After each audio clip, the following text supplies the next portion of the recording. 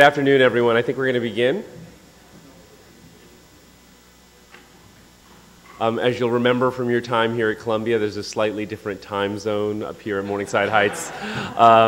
So apologies for the delayed start. So we're going to go, I think this panel is going to go until 1:20 or something like that, and then the CBIP is going to start at 1:45, right? So we can move over seamlessly from that. I'm Vishaan Chakrabarti. I'm the director of the Center for Urban Real Estate and the director of the Real Estate Development Program here at GSAPP. And Mark Holliday, professor. You know, one of the things I notice on all these things is anyone with an academic title has, like, 5 lines as opposed to anyone from, like, reality. So it's just, forgive us for that. We have a great panel today as a kickoff to the afternoon, and this first panel is really about, I think the title is Live. And you're going to hear about a number of different things like learn and other aspects of what we do. But I think this is an interesting panel because it's really focused on questions of housing and density. And to my mind, we don't focus enough on how we live, both as a country and in the planet today. And so one of the things we've done in our program is we've created a center, a research center called the Center for Urban Real Estate. So I'm going to dive into a brief presentation and then one by one ask each panelist to come up, give their presentation, then we'll have some discussion at the end. So the Center for Urban Real Estate, or very purposefully acronymed CURE, because we believe that urban real estate and cities essentially present the cure to many of the issues that we face today as a society. And I want to start the conversation, I think a little lower is good, I want to start the conversation with a seminal figure in our field, probably the most well-known and popular builder in America, Bob the Builder. I gave a similar talk once before, and someone thought I had doctored these images. These are not doctored. These are actually images from my children's DVD, Bob's Big Plan. So you can actually try this at home. For those of you who don't know Bob, very popular children's character. He's a big recycler. He's in front of his recycling bins. He was doing some work in the town he lives in, and who does he run into but the famous local architect who happens to live in that town. You'll notice the fine coiffed handlebar mustache and hair, several degrees from GSAPP on the wall. And what he is showing Bob is his competition entry for a local area nearby called Sunflower Valley. And he's showing him this big, dense urban plan that he has for Sunflower Valley and how excited he is to be presenting this in this competition. Bob goes home that night. He's not sleeping well. He's thinking about the Sunflower Valley. Bob, by the way, sleeps alone in a twin bed. And might be why he's not sleeping well. But Bob is unsettled by this image of this architect's of building a city in this place that he knew as a kid, and so he starts having a dream about Sunflower Valley, and suddenly the dream turns into a nightmare. The sunflowers start dying, and suddenly all these big buildings have come, all the animals have run away, and there are new artificial sunflowers, I think designed by Ken Smith or someone like that, and there's even a limousine with, one of our donors throwing trash at Bob the Builder. And, so there's this horrible nightmare that he's living in that's called a city. And so he startlingly sort of gets out of bed, goes to his garage, and decides to build his own competition entry for Sunflower Valley. And starts in with the windmills and so forth, and develops this plan for Sunflower Valley, which by my accounting is maybe about 1 unit to every sort of 4 acres. But it's sustainable. It's got windmills, it's got solar paneled houses, and of course what's really telling to me about this model that someone actually animated is that there are no cars anywhere in the model. But there's a lot of this, and this of course is what our industry is being told that we should be building, right? But of course, this is the straw man, the paper tiger that is being knocked down, the city that the architect has designed. And what's interesting is it's loaded with cars. There's cars everywhere. I've never seen a waterfront with that kind of parking. Bob, of course, wins the competition, is congratulated by the architect. It was a very nice crest on his jacket. Everyone's very happy for Bob, including these two African-American gentlemen in overalls. Why, I don't know. And Bob wins. This is the mayor of the town who presents him with a gas-guzzling ATV as his prize for Sunflower Valley. Now, of course, this is the Sunflower Valley that Bob is talking about building, the vast, anonymous landscape that we know as the United States today. And this, of course, is the reality of the Sunflower Valley that Bob is talking about. A place where we are losing $8 billion annually in productivity because of people stuck in traffic. And not only are we losing that human productivity, but the incredible lack of productivity that comes from land. These two images are the same scale of downtown Florence and Atlanta, and you can understand really the scale of what it means to build a highway ramp and the kind of detritus of land that's left along the edges of all of that, as opposed to the Arno and everything that we know and love about a place like Florence. And of course, this isn't just about cities. This is an image I took as we were flying out of Narita in Tokyo, which is a standard kind of form for a farming village in Japan, where all the housing is clustered.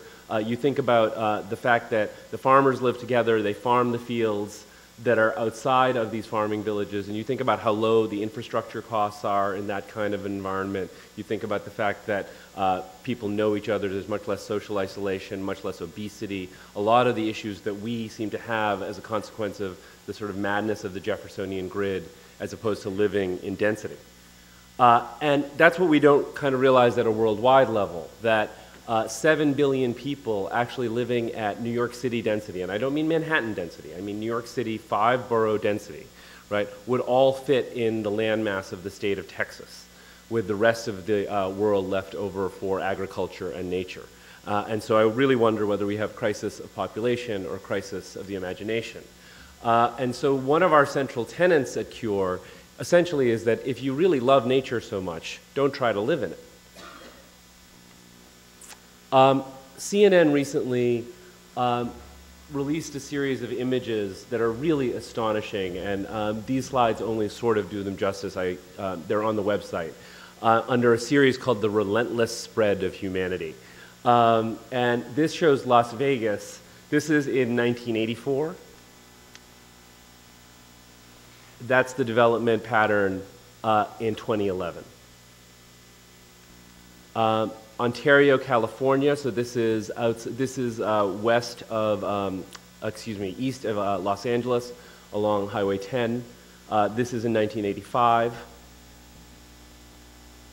And this is what that same landmass looks like today.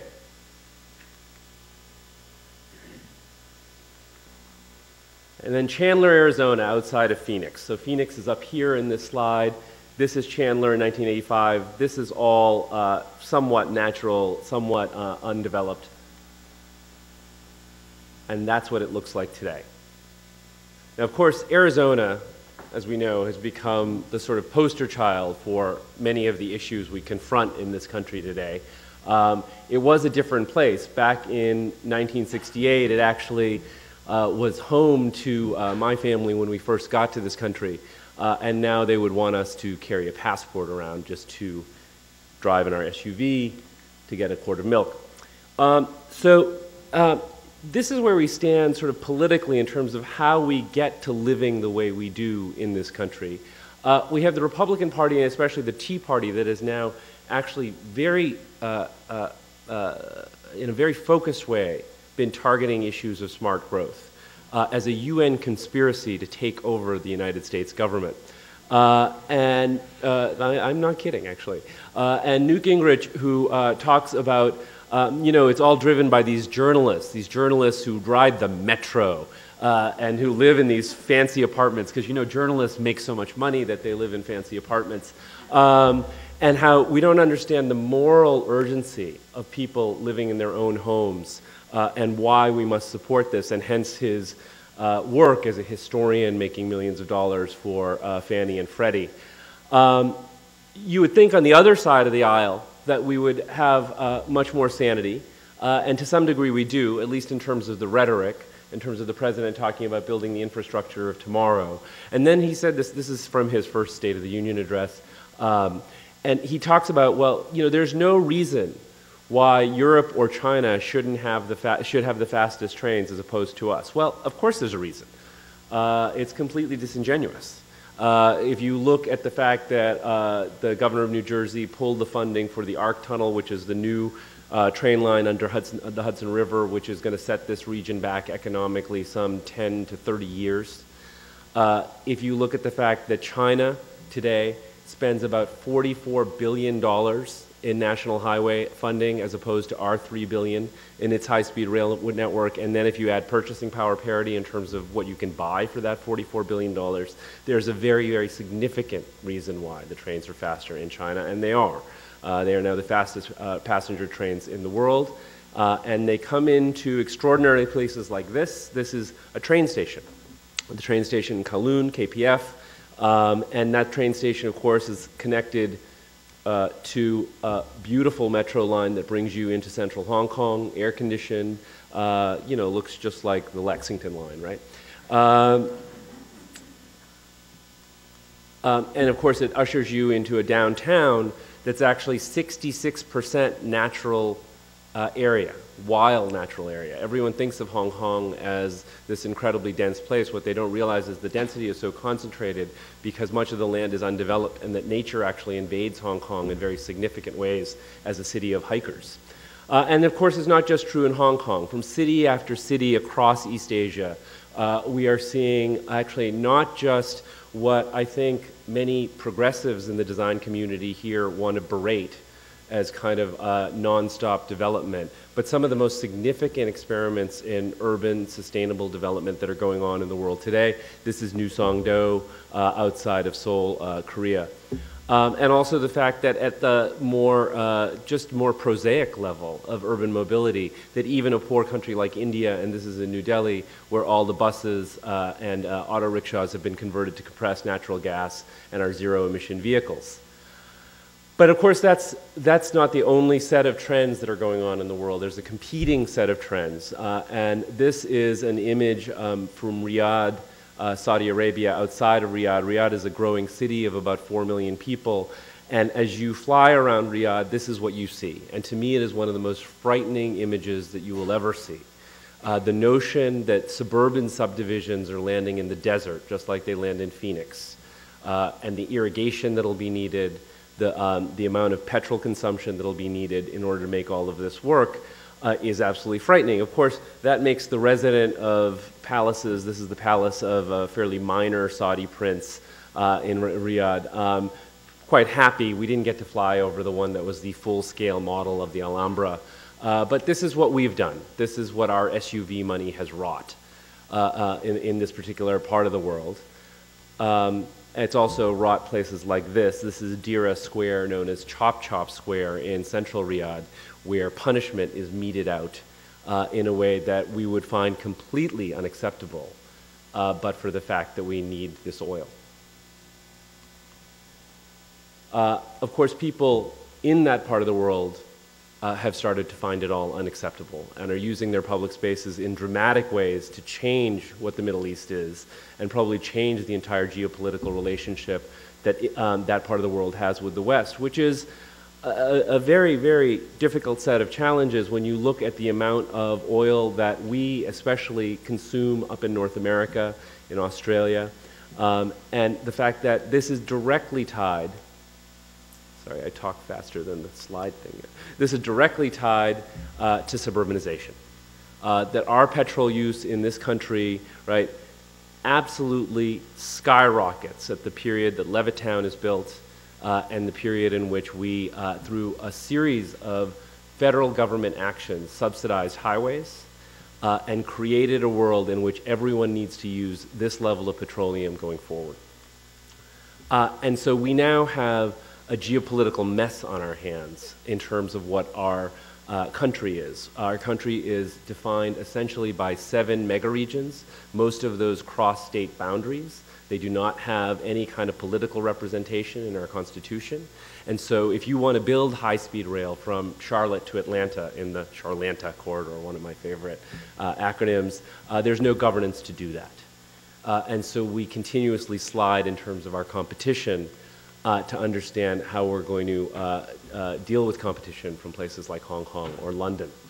And yet all the data are absolutely dispositive. Ed Glazer's book talks about the extraordinary economic strength that flows from cities and the fact that cities are not only more economically productive, but actually life satisfaction is seen to be rising in cities.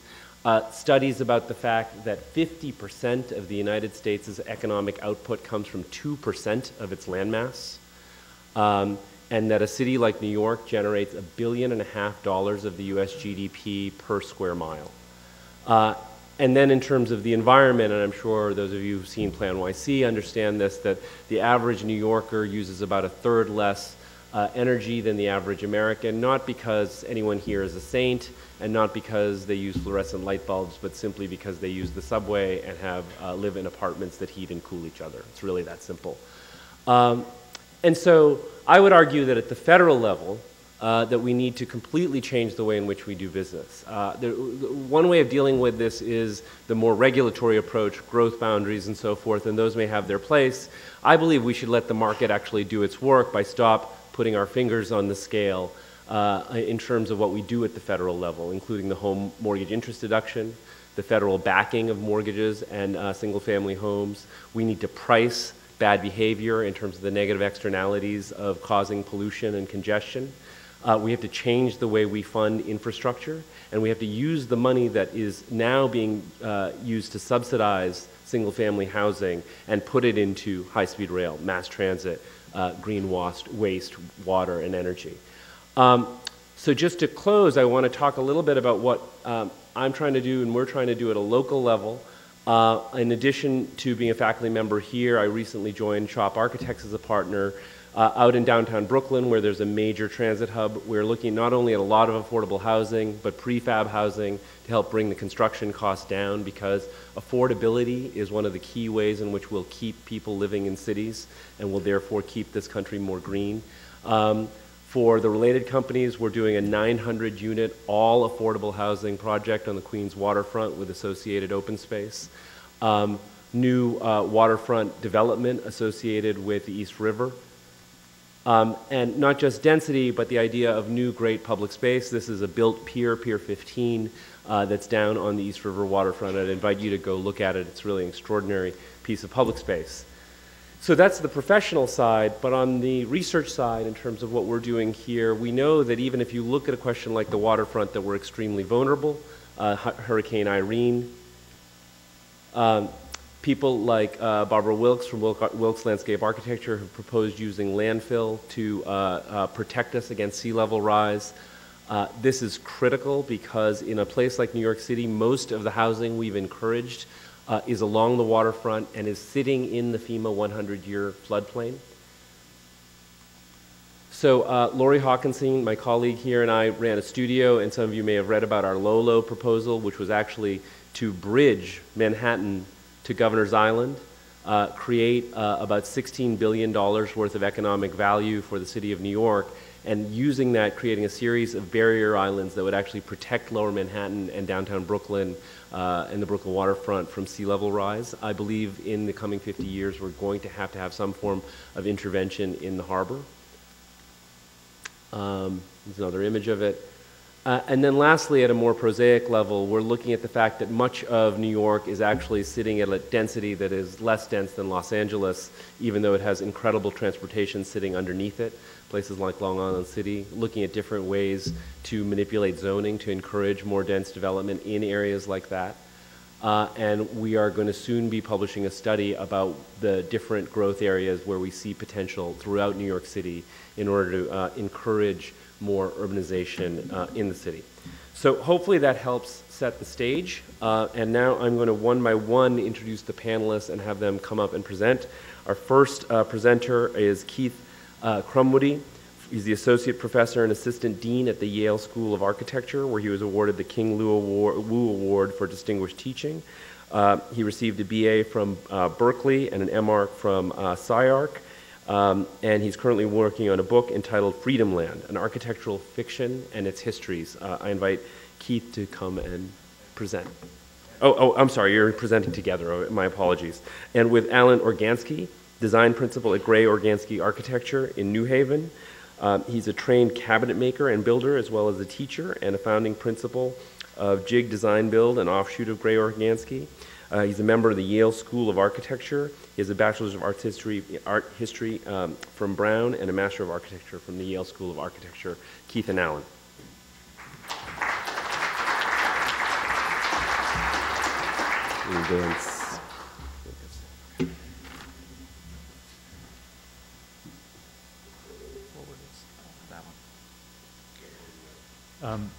I'm Alan Organschi. I'm going to start, and it might seem like a really dangerous way to start a 15-minute talk on land use, resource extraction technology, material and assembly technique, housing policy, housing culture, urbanization and density, energy consumption, and greenhouse gas emissions. But I will digress. I'm glad you raised milk. A quart of milk, and I want to start with milk. We all know the basic nutritional data from milk. Some of us wrestle with the fact that 160 calories and 70 calories from fat come from an 8 fluid ounce serving. And we know that there's cholesterol and sodium and carbohydrates and proteins and some vitamins. But if you look at the ingredients, it's milk, vitamin D, and if you look carefully, the ingredient list includes fossil oils, and it does so because the fossil oils are deeply embodied in the form of fertilizer, pesticides, planting, irrigation, feeding, harvesting, processing, refrigeration, distribution, packaging, transport, display, the operation of farm machinery, processing facilities, and the construction and maintenance of roads, trucks, railroads, and ships. And it is interesting to note that in pre-industrial agriculture, you could basically get about 1 unit out of energy in kilocalories out of every unit of energy that you put in. But because of contemporary agro-industrial practice, it takes about 100 units of energy for every energy unit you get out if you consider all the embodied energies that go into milk and other kinds of agricultural production. I raise this because this is the substance, no pun intended, of our research that we're doing for the Heinz Advanced Sustainability Research Fund. Keith and I are working on studying the relationship between sort of extraction technologies and housing density. And it's a big leap, and I'm going to try to move quickly. You all know this image probably. It's kind of sickening oil slick, milky white oil slick from the Gulf of Mexico in 2012. The Deepwater Horizon blowout had produced quite a bit of pollution and destruction of the environment in the Gulf around Louisiana. Just very quickly, though, graphing sort of extraction techniques for different kinds of materials. If you just see the basic depths, we associate a sort of shallow, sort of shallow extraction technology is required for basically plant extraction, timber, reeds, grasses, really within the sort of biosphere, a few feet below grade where there's carbon sequestration, and then up into the atmosphere. So that's sort of critical joint, which is biological in nature. You get a little deeper and you start dealing with the soils that produce bricks and different kinds of terracottas and things. And then if you go a little deeper, sort of down into the quarrying depths, you reach stone, gravel, sands that are used for road building as well as for some structure. So let's zoom out a little bit and look at extraction depths again, and we start getting down into the sort of higher techniques, more invasive mineral extractions that produce cements, that produce silicates and micas for glass, that produce ferrous and non-ferrous metals. And now we're down pretty far into the grade, and we're doing a pretty extensive sort of adjacent damage to the land. So let's go even a little deeper. Let's look back at the Deepwater Horizon blowout. Now we're about a mile under the surface of the Gulf of Mexico where the pipe broke, and that actual well went down to about 13,000 feet below grade or below the surface of the sea. And that's where we get tars, bitumens, and plastics and different kinds of fossil oils that produce graphite. So the reason we raise this is because if you look at the relationship between extraction technologies and depths, just simply depth, basically, and this is a historical view, you start seeing that, you know, plants basically come from the surface, and fossil oils come from deep lithospheric zones. If you look at just recorded use, it tracks in a parallel way. Obviously, the units are different, but you go from the oldest to the most recent kinds of technologies. The technological intensivity and workability of the material is much easier with plants. It's much harder with fossil oil materials, based materials. And not surprisingly, the embodied energies from extraction, transport, and production are low for wood and relatively high for even the primary structural materials of cements and steel. Carbon emissions too, low to high. And again, finally, renewability. Obviously, wood plant sources are renewable and fossil oils are not. We all know that. As an aggregate of various different kinds of life cycle assessments of buildings, we see that timber is pretty much has lesser demands in terms of energy and carbon emissions than steel and concrete.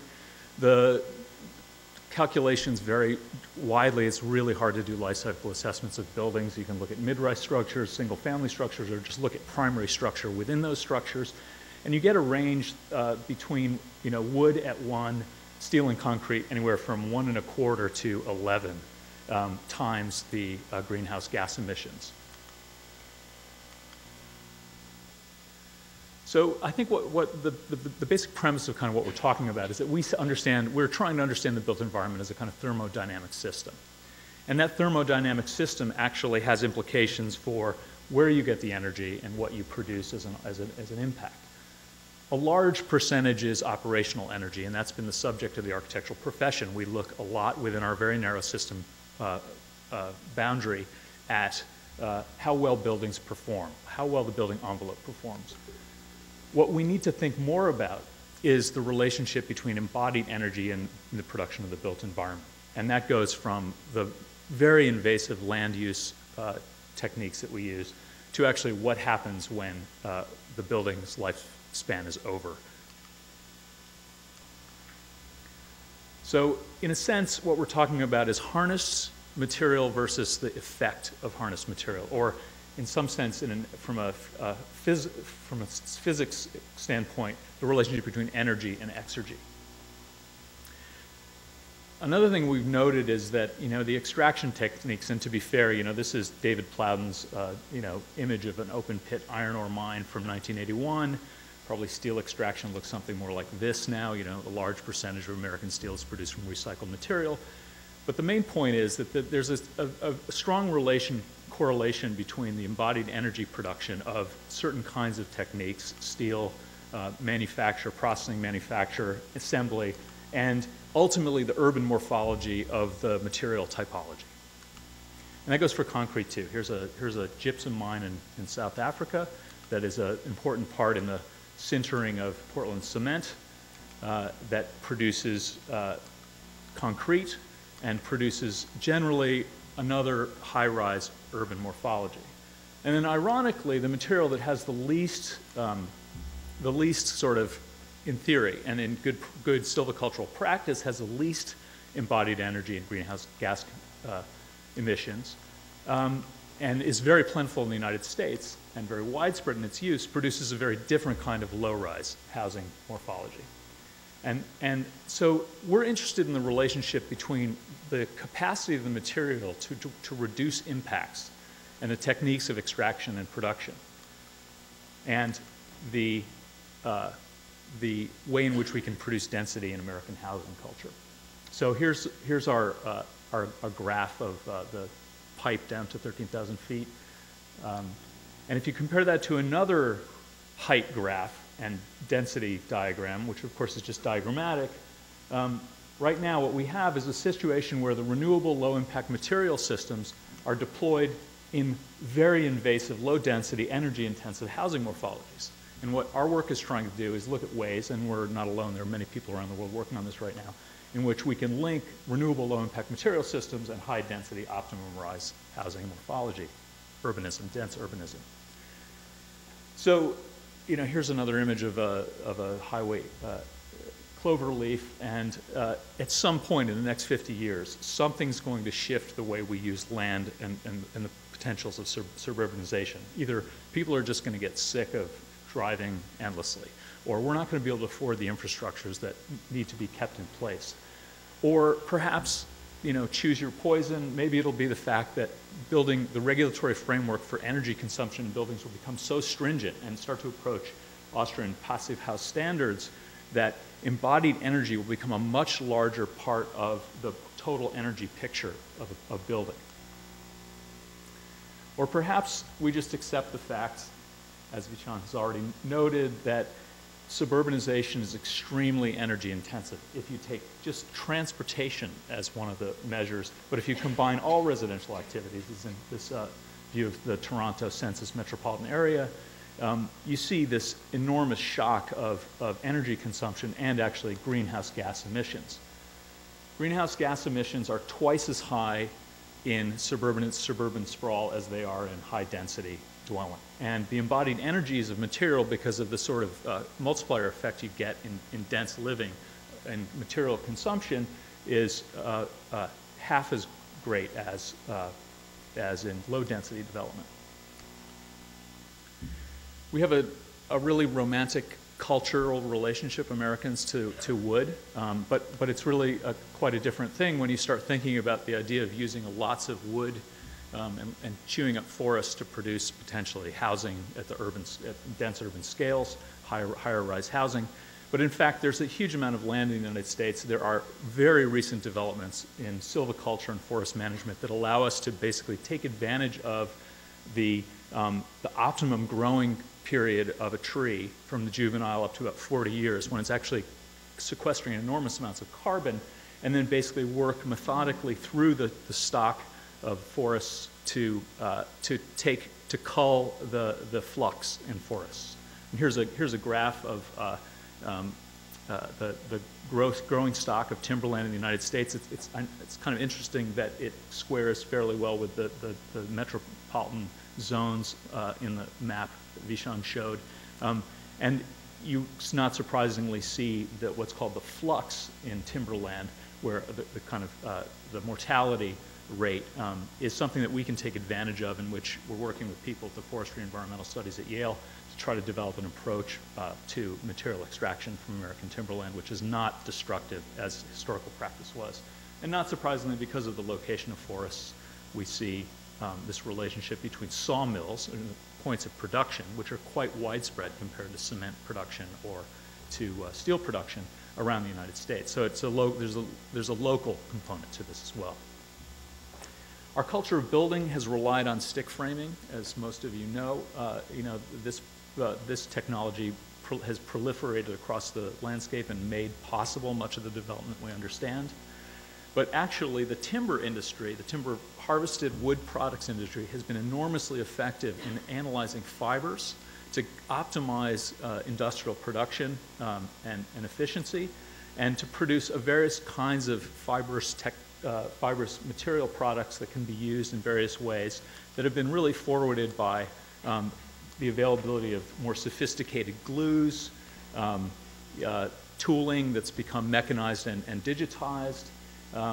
And so the timber industry is now looking for ways to move out of the sort of realm of low-rise, low-density stick frame construction and starting to explore ways to produce a product which can compete with concrete construction.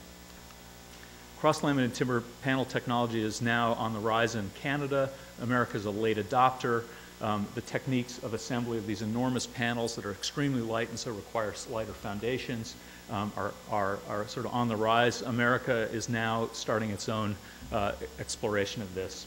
The reason for the late adoption is probably because of the fact that in the United States, labor has been relatively cheaper than in Europe, where engineered timber systems and automation prefabrication have really risen a lot over the last 20 years. So we start to see 9-story housing, as in the Stadthaus by Waugh and Thistleton in London, completely constructed by using cross-laminated timber.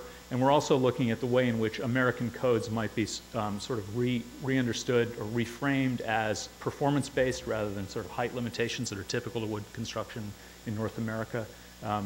Here, a seismic test in Tokyo of cross-laminated timber panel construction, a shake table, and then also recognizing that the historical fear of wood in cities, has, because of fire spread, is something that heavy timber, even within the code, is recognized as fire resistant, and CLT functions that way.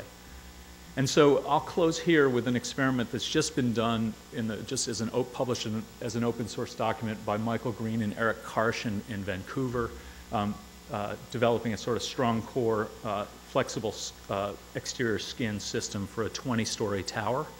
It hasn't been built yet, but the engineering work has been done. And what we want to stress is while these experiments are going on and the exploration of higher and higher capacities in terms of height are valuable as a way of sort of opening the discussion up within the regulatory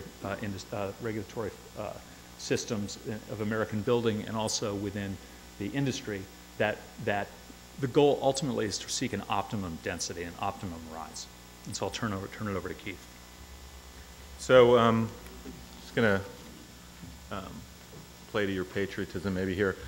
This is the situation in '03. The ratio is about the same of detached single-family houses to multifamily dwellings in the United States, so 80 million to 25 million. And this sort of shows how that plays out in terms of land use. So 25 million units in the outside MSA, these are census statistical areas, metropolitan statistical area, 55 million in the suburbs, and 35 million in central cities. So really the zone we're looking at, I have a pointer, we're thinking about this area, right? How we begin to sort of transition out of the stick frame detached house and into the panel built multifamily dwelling. And we've just recently begun work on prototypes in this, and that's what I'll get to relatively quickly. Just in terms of sort of understanding in total land use area, what detached houses are and how big this country is. This is the cumulative area of all single-family detached homes relative to, right, this is all at scale, and this is the total lawn area of those houses.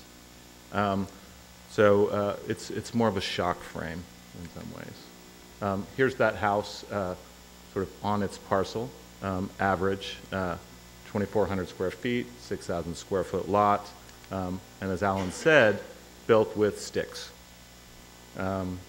So we're really looking to, how do we basically take this material, as Alan described, that is the most common building material for the production of housing in this country, and produce a different housing model.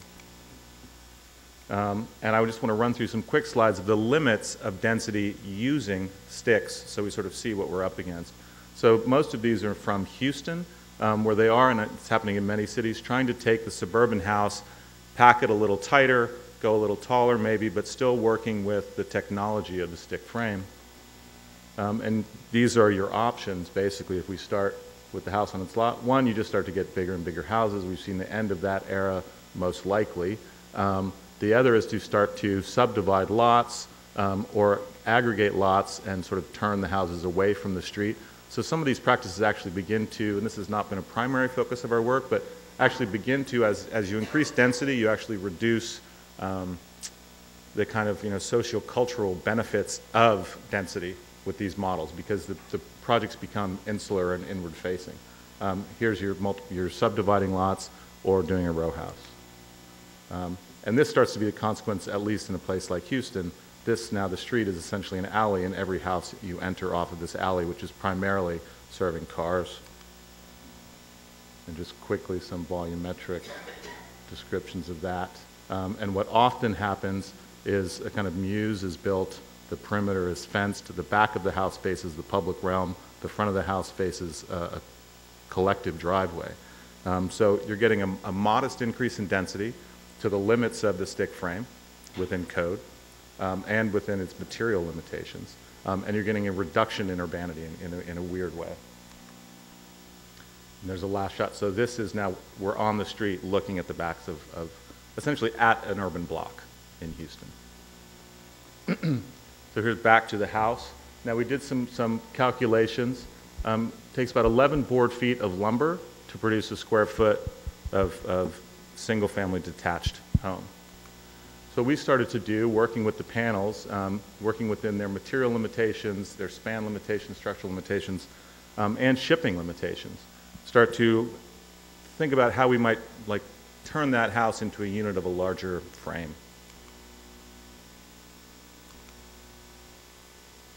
And holding on to some of the amenities of the single-family house as the density changes and the structure of the density changes. And then how those might come together in a larger, beginning very abstractly in a kind of larger egg crate in a sense. And so I'm just going to go quickly through some slides of beginnings, look at a kind of prototype, slightly so a modular villa of Corb, but really not looking so much at the, well, how do I say this? Really trying to think about the system, less than thinking about the building that's a product of it. How you might deploy different unit typologies, different unit types within that frame. Open space, both private open space and shared open space within the system. And also other amenities, mixed use programming that would come to the back of that, as you can see here. So you're essentially getting a kind of slab neighborhood. And this will just go through a sort of transition, let's say, out of this environment, which we've seen a few images of in both the presentations up till now, into something with a bit of higher density. And we're not really looking yet at the urban configuration of this. Just the transformation from a sparsely populated field into a densely populated cluster. And the potential of different configurations with this method as well, so not just the slab. Tower, mid-rise. And then the silviculture actually beginning to sort of bring agriculture back into a relationship with the cities that it's serving. I'm really happy that Vishaan showed that slide of the Japanese farming villages, because there is a kind of, in some ways, a kind of connection to that project. And then this might be, hypothetically, a kind of transformation of that earlier diagram where you start to get clusters.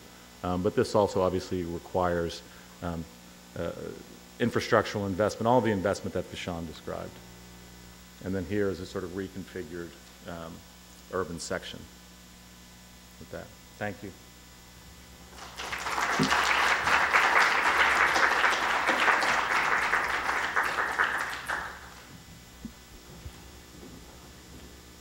Great. Thank you, Keith and Alan. Next, we have June Williamson. June is the Associate Professor of Architecture at the City College of the City of New York, City University of New York, and she's also the co-author with Ellen Dunham Jones of Retrofitting Suburbia, Urban Design Solutions for Redesigning Suburbs, winner of a Prose Award from the Association of American Publishers. June and Ellen co-authored a chapter in the just published book, Independent for Life, Homes and Neighborhoods for an Aging America. In 2010, she conceived the Build a Better Burb competition for the nonprofit Long Island Index, and the forthcoming book, Designing Suburban Futures, showcases the results. She has a BA from Yale University and MArch from MIT, and a Master's in Urban Design from the City College and the City of New York. June, if you could step to the stage.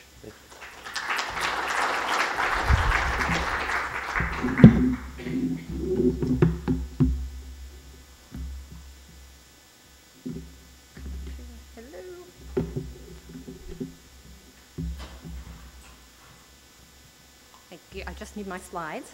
I know. There we go. No, that's all right. I think we got it here. Okay. So I want to talk a bit about the big picture with housing and density in this country, and about why we urgently need to retrofit suburbia.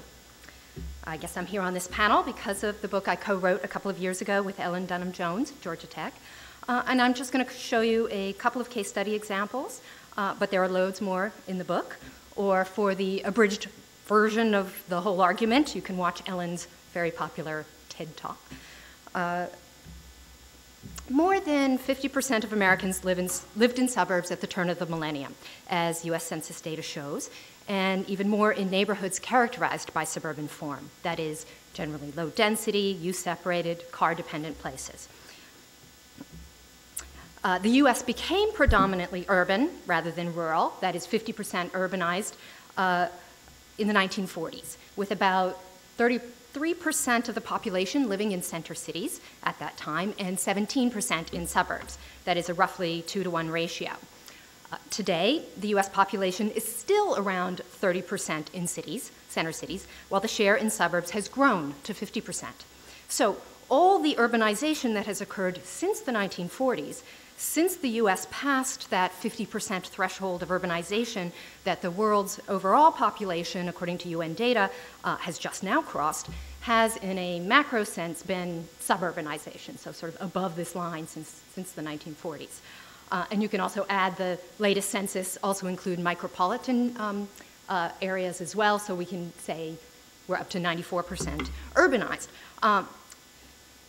mostly suburbanized. Of course, each individual metropolitan area has experienced a particular trajectory of growth, with some cities hollowing out, the middle class decanting into surrounding suburbs for a troubling, complex set of push and pull reasons, like in Detroit and Cleveland, with others like New York and Chicago, holding relatively stable in the center, while the overall metropolitan area grew in population, but even more so, as has been discussed already, in land area.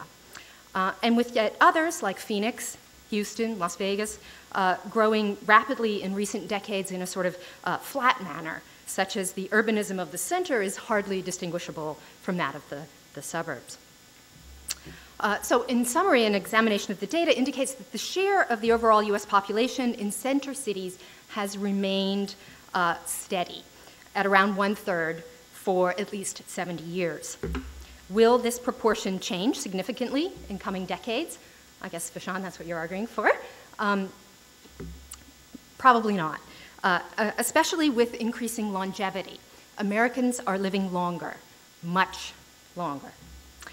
Laura Carstensen, director of the Stanford Center on Longevity, informs us that US life expectancy jumped dramatically from 47 years to 77 years over the course of the 20th century.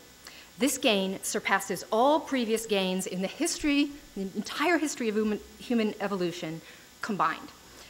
It is simply astonishing.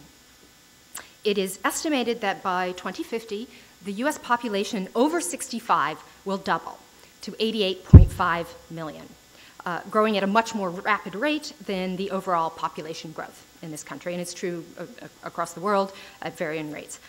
Now, this group, by the way, will include anyone in this room over 27, to be part of that cohort. Yes.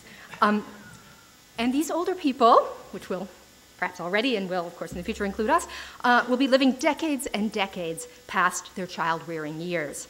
And they will, for the most part, be living longer in the suburban communities where they already live and where they currently, as has been discussed, must drive to everything. So how will our culture and society adapt? I would submit that they can't all move to Manhattan. There simply isn't enough Manhattan to go around, no matter how much of it you infill and densify with the extra FAR or in the harbor. So then the big challenge is to improve the resiliency of the vast suburban landscapes where the majority of our population currently lives, representing all income levels, all ages, all races, all countries of origin. And the last census shows how diverse demographically these suburban places have become. And yet they still have this use-separated, car-dependent, low-density urbanism. So we need to work together to improve the resiliency of these vast, inefficiently urbanized landscapes. We have urbanized more than enough land already. We now need to steward it more sustainably for populations that are going to live much longer. How? Perhaps by living at the mall, or at what used to be the mall. As you know, suburban real estate has taken a major hit in the past few years, although the signs of failure had been abundantly evident beforehand, especially in commercial real estate. which was built with a throwaway mindset as retail followed rooftops in the growth machine across the country. The malls and strip centers were financed and designed to last for a mere 20 years on average. I am now going to show you just a few mall retrofit examples. This is Thornton Place in North Seattle. The lower quadrant of parking around this mall, the historic Northgate Mall, the project where architect John Graham innovated the classic dumbbell mall type with the anchors at either end and the relatively narrow concourse. It has been densely redeveloped, just this quadrant, in a project that represents a sort of negotiated resolution of a long-standing conflict with environmentalists. And that was about the headwaters of Thornton Creek, which were located here, serving a 680-acre watershed. And those headwaters had been culverted in a 6-foot diameter pipe for half a century beneath the asphalt. Now, it's been re-engineered as soft infrastructure, surrounded by new, relatively dense, mixed-use TOD, or transit-oriented development. And so this is the transit center that will be the terminus of a light rail line to downtown Seattle, and this block is expected to be redeveloped as well. And you can see also numerous other investments that have transformed this NORC, this naturally occurring retirement community, you could say. It was built out in the 50s and 60s, to reorient it from an auto-dependent area into a transit-served, age-diverse, walkable node. And zooming in, we can imagine the daily constitutional walk that the residents of El Joya Senior Living, it's a 55-plus apartment building here, might take through their park and through the mall, and then here to the new branch library and community center that was built on the old Sears Auto Store lot here, and back home. Here are a few details of that 2.7-acre biofiltration park, officially called the Thornton Creek Water Quality Channel, which was built and is being maintained by the City of Seattle Public Utilities. That issue brought up earlier this morning about plumbing, the importance of plumbing.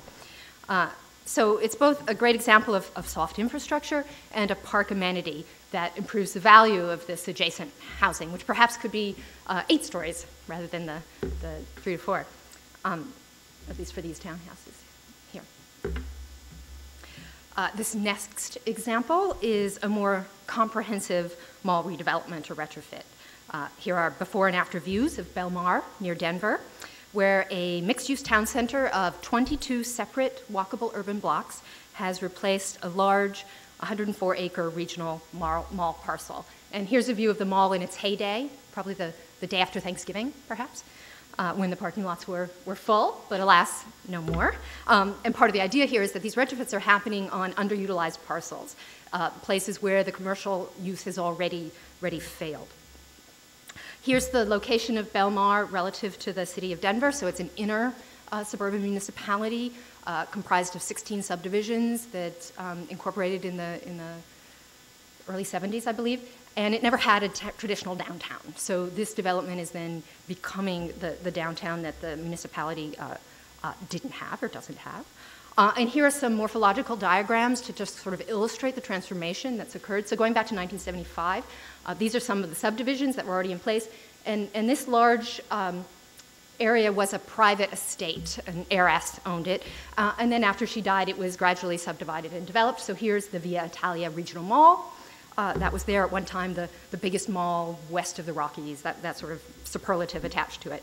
By 1995, it had failed. You also see other sort of campus-type developments of offices and apartment complexes that had grown up around it. So the redevelopment was part of a public-private partnership. Here's the projected build-out of that site. And so you can see the 22 blocks. The streets were pulled through, so it's connected to its surroundings. And the actual land area of the streets themselves was deeded from private to public ownership. So those become public streets, which ensures a kind of resiliency to this new urban pattern over time. And that's part of what we're arguing for in Retrofitting Suburbia, is creating the conditions, the urban morphology, within which then these individual buildings could fail They could be redeveloped, the uses could change, but that underlying urban morphology is now present and more enduring and resilient. But it still is hybrid, and this sort of details this attempt to do this typical suburban development in this new, more urban morphology. So you still have the multiplex cinema, but it's wrapped by a liner of apartments, single-loaded apartments over retail. Or this building was one of the anchor department stores that wasn't demolished. It had been the most recently built structure, so it was deemed re-inhabitable. And it's wrapped and embedded then, lined with office over retail to fit it into the urban grid. So it's a hybrid condition. The third example that I want to show is the Voorhees Town Center, which illustrates a kind of half and half solution. This was the former Echelon Mall from the 1970s that had high rates of vacancies.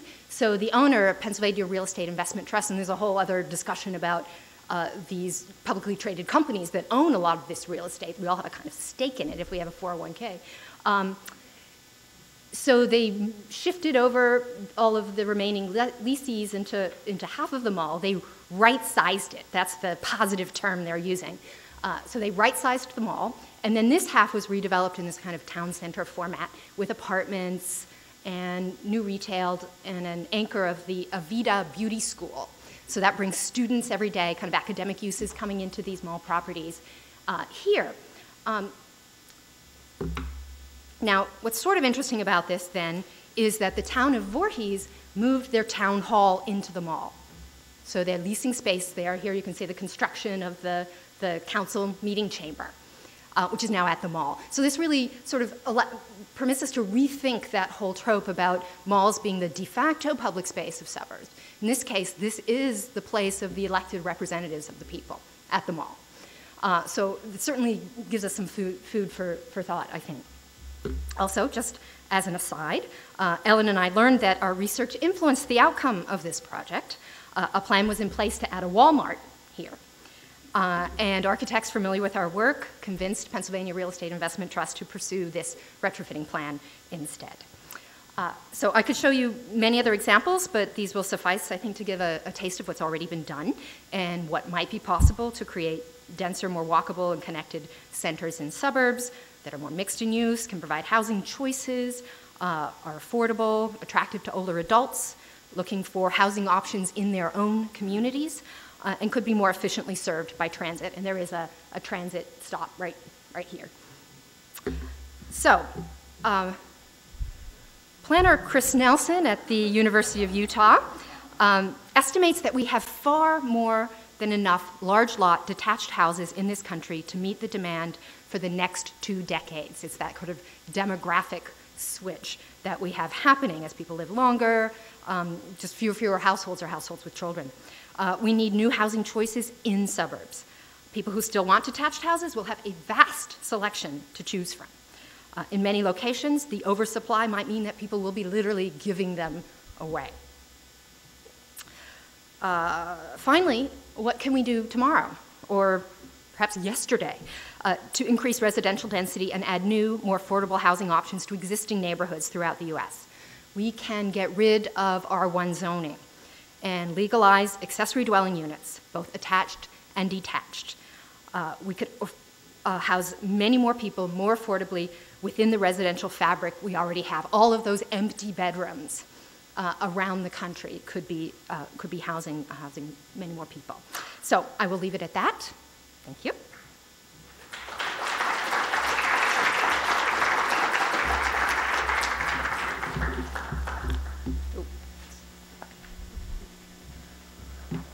Okay, our final panelist today, my dear colleague, Professor Reinhold Martin, who's the Associate Professor of Architecture at GSAPP, where he directs the PhD program here in architecture, and the Temple Hoyne Buell Center for the Study of American Architecture. He is a member of Columbia's Institute for Comparative Literature and Society and the Committee on Global Thought.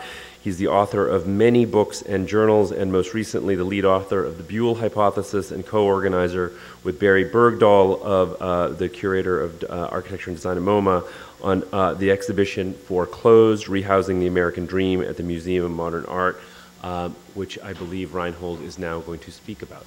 Thank you, Reinhold.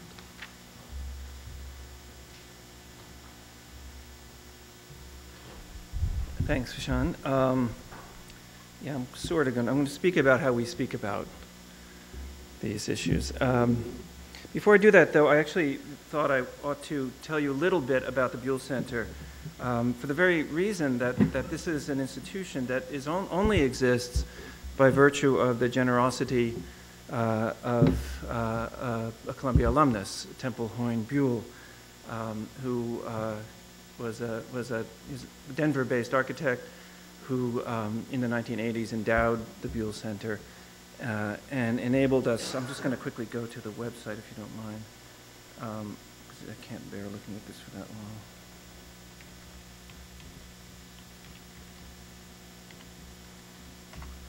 long. So basically, the Buell Center is over in Buell Hall over there. I mean, you know probably, but it's a little less clear what it actually is or does. Mainly because Temple Hoyne Buell did not actually leave us with a particularly specific mandate, and for that I at least am quite grateful. Because in other words, this is basically a research center in the study of American architecture, very broadly construed, as it turns out.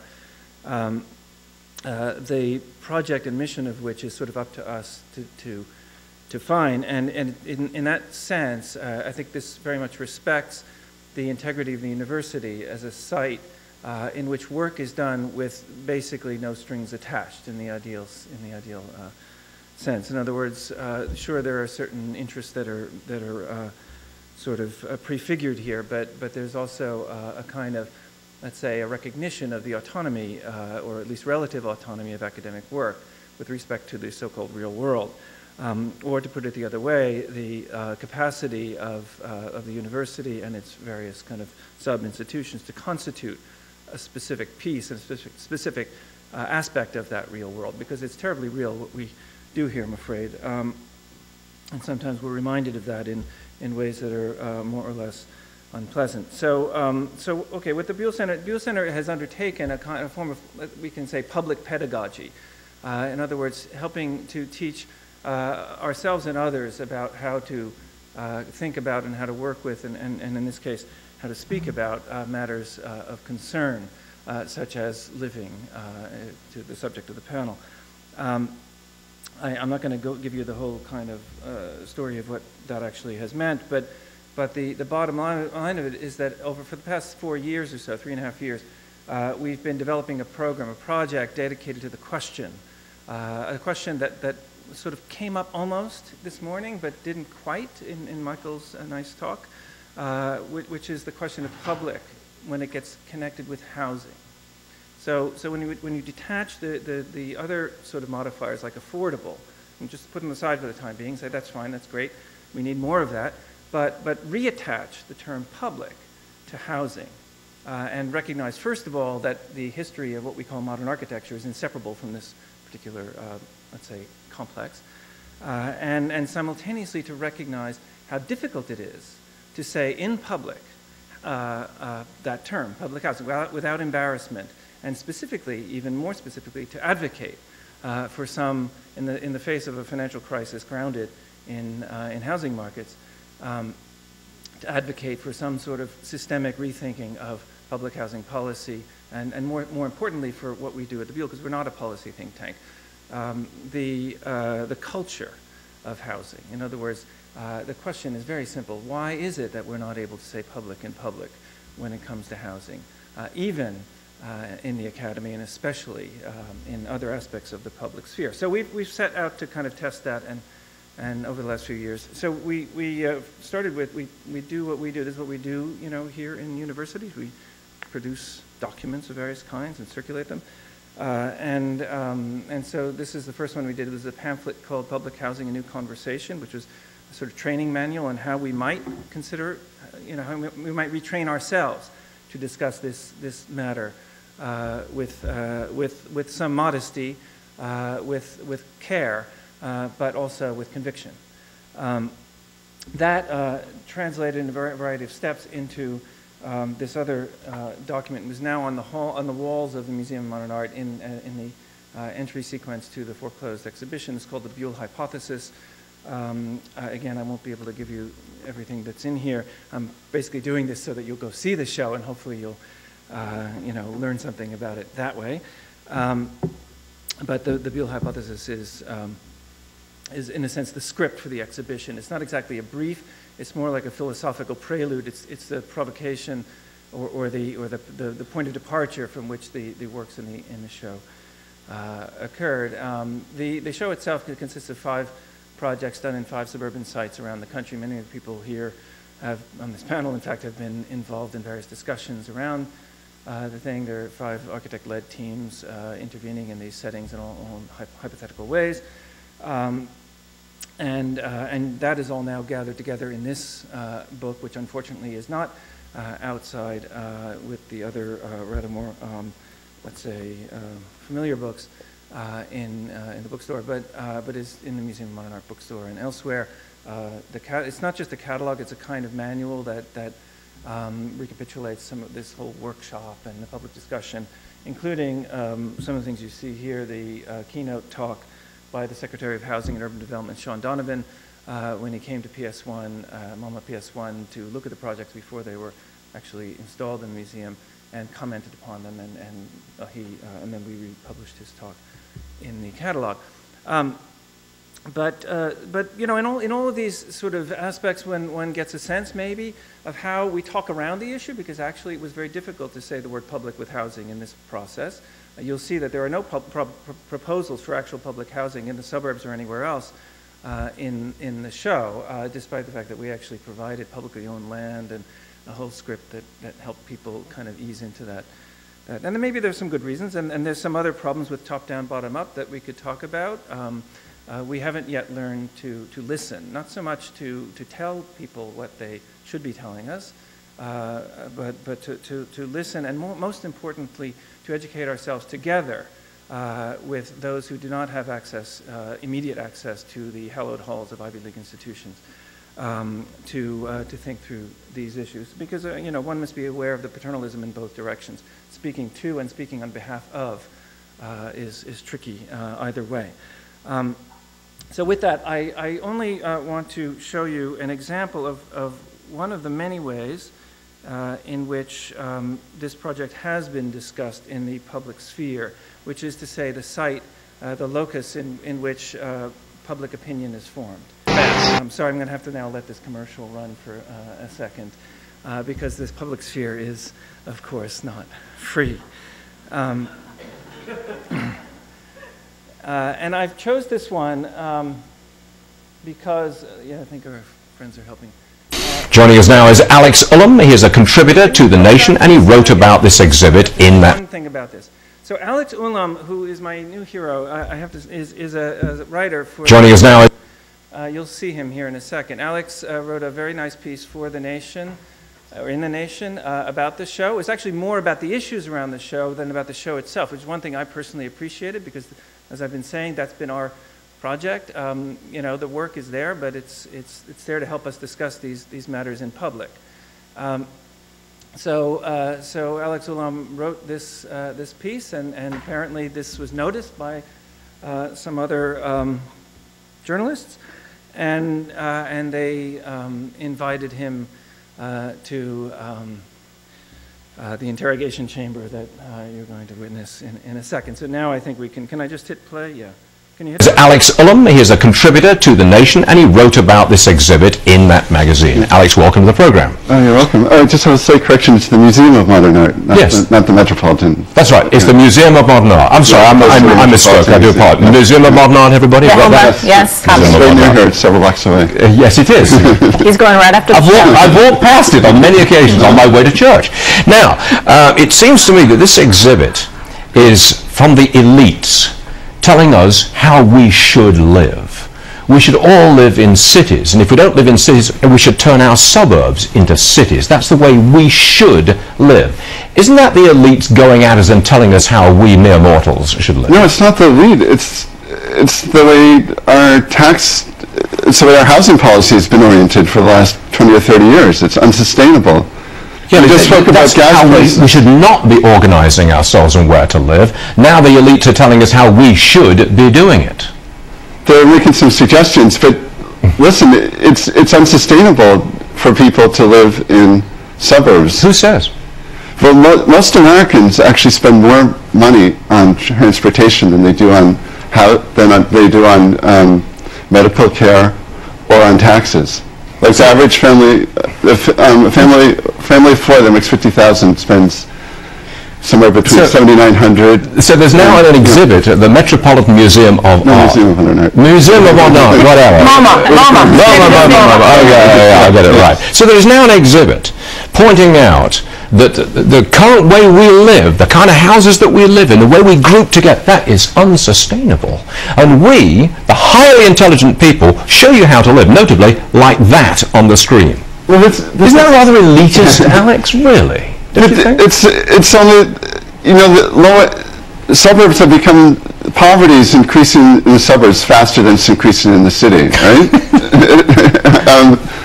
in the last decade. So we should all live in little blocks. I want to jump in here. Make these places more like cities. I love this concept because I think the idea of the white picket fence dream is now starting to get outdated. That people have been wanting and aspire for. Well, don't you think we can decide for ourselves whether we want to? This is what artists are doing. This is what they do. They inspire thought. They inspire discussion. What's wrong with it? It's our housing policy too. Look at do you like your taxpayer dollars subsidizing developers building these tract houses in the suburbs that are completely financially unsustainable? Who says they're completely financially unsustainable? Who says this? Well, why is poverty increasing at double the rate in the suburbs as it is in the city? Because maybe poor people have moved out of the city and have got to the that's the only place they can afford to buy houses. So we should but what is this? What is it called? The Museum of Modern Art? MoMA. MoMA. What is MoMA doing, putting on such an obviously political exhibit?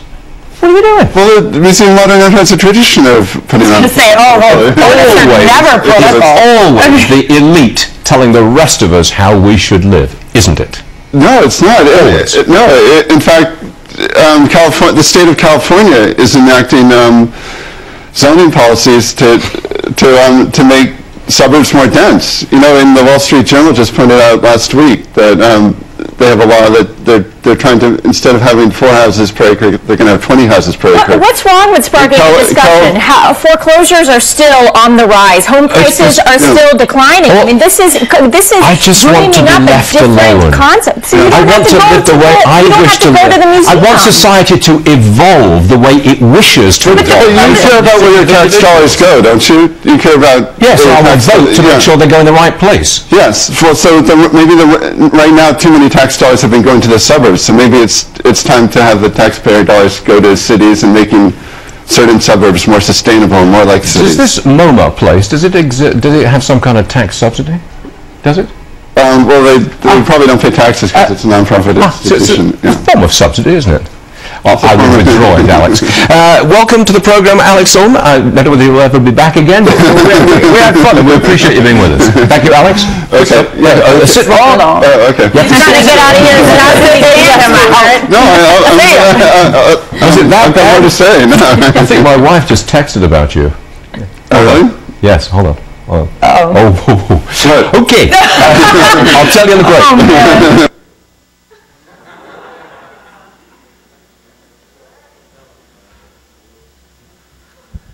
Yeah. So I won't say much more. Hello. Yeah.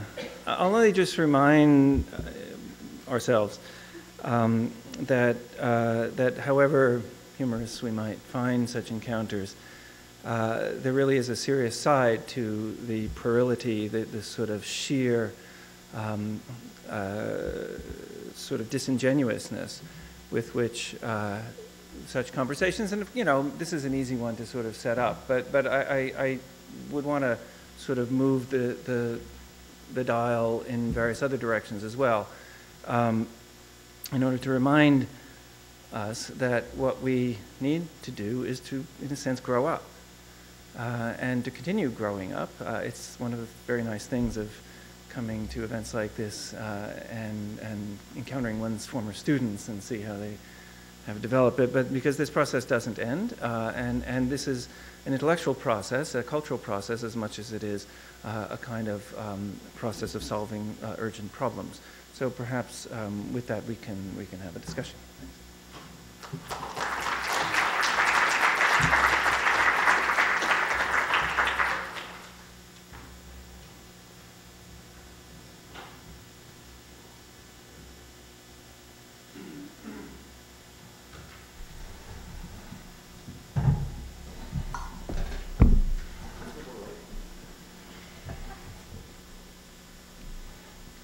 I've been asked to moderate the discussion. We have some time for some discussion and maybe a couple of questions. And it strikes me that we probably agree on this panel on an awful lot of things, but let's not dwell on that. Let's instead kind of think about maybe where some of the contrasts were in some of the things you were saying. Because the reason I think that's important is from the broadcast we just saw, there's this notion of the elites, and supposedly we're all sort of one-minded voice about all of this, these kinds of issues, and I'm not sure that's at all true. June and I have had debates now and again about various things, and I thought what you were both talking about, Alan, was very interesting. I'd start with one question, which is, we all showed a number of different statistics, at least the first few presentations did, in terms of the amount of suburbanization and so forth. And then the interview at the end kind of encapsulates this notion that the broadcaster saying again and again, well, why can't I just live the way I want? I want to be left alone. And it seems to me that there's this understanding out there that the way in which Americans live today is somehow natural. It's a consequence of nothing but people's individual choices, and that the statistics June showed about what happened between 1950 and today somehow were just purely a question of people making a certain set of choices. And I'd just like to start with that question because it seems to permeate many of the different things that we discussed. I could just take that on just to the first response. I agree that that is often is the response in the United States, that this is a kind of naturalized form of urbanization that came along with rising affluence. And I think in quality of life, standard of living, more choice. So at the same time, you can say, we come back, and the answer to the question of why can't I just live the way I want to live is to say, and people want to live a lot of different ways. So how can we facilitate more choices? We've predominantly built this one type of housing choice. And then when your choice is narrowed in that sense, then you're not having the ability to live the way you want to live and perhaps change and evolve the way you want to live over time and so on. But it also, I think, does present a kind of cautionary tale when we start to think about global urbanization and the extent to which the process of urbanization, as it was experienced in the 20th century, in the late 20th century in the United States, is still seen as a model for other countries and societies and cultures around the world as they imagine developing and being able to enjoy leisure, affluence, quality of life, longer lifespans, and so on, that is assumed come with urbanization, potentially. I never thought I would agree, even in private, with even one aspect of a Fox News commentator, let alone in public.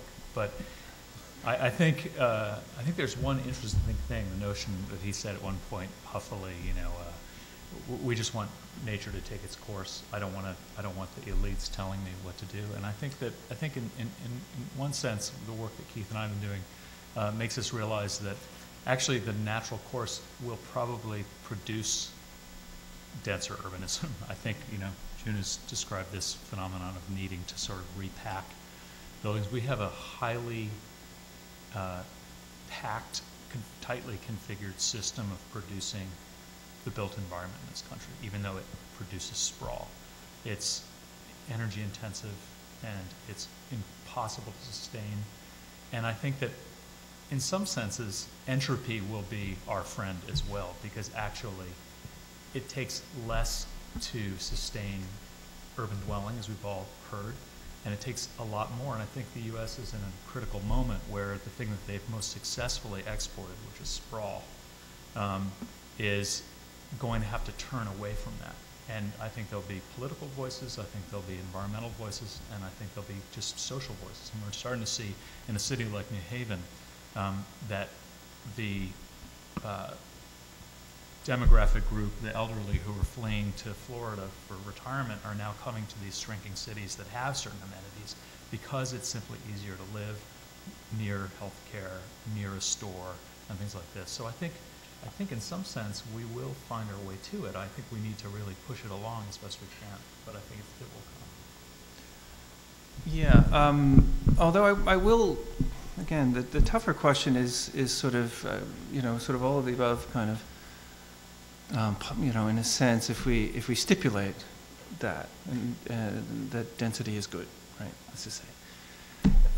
Density or denser cities for whom is a more difficult one to work on, and because the formula that now has figured out that how to make money off of density such that it can be sort of moved out of the cities and into other areas is based on this other formula that we became quite familiar with in the fall, alluded to again this morning.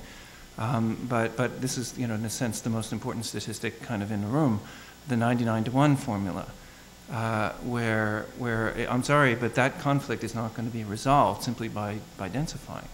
I fully support the technical, let's say,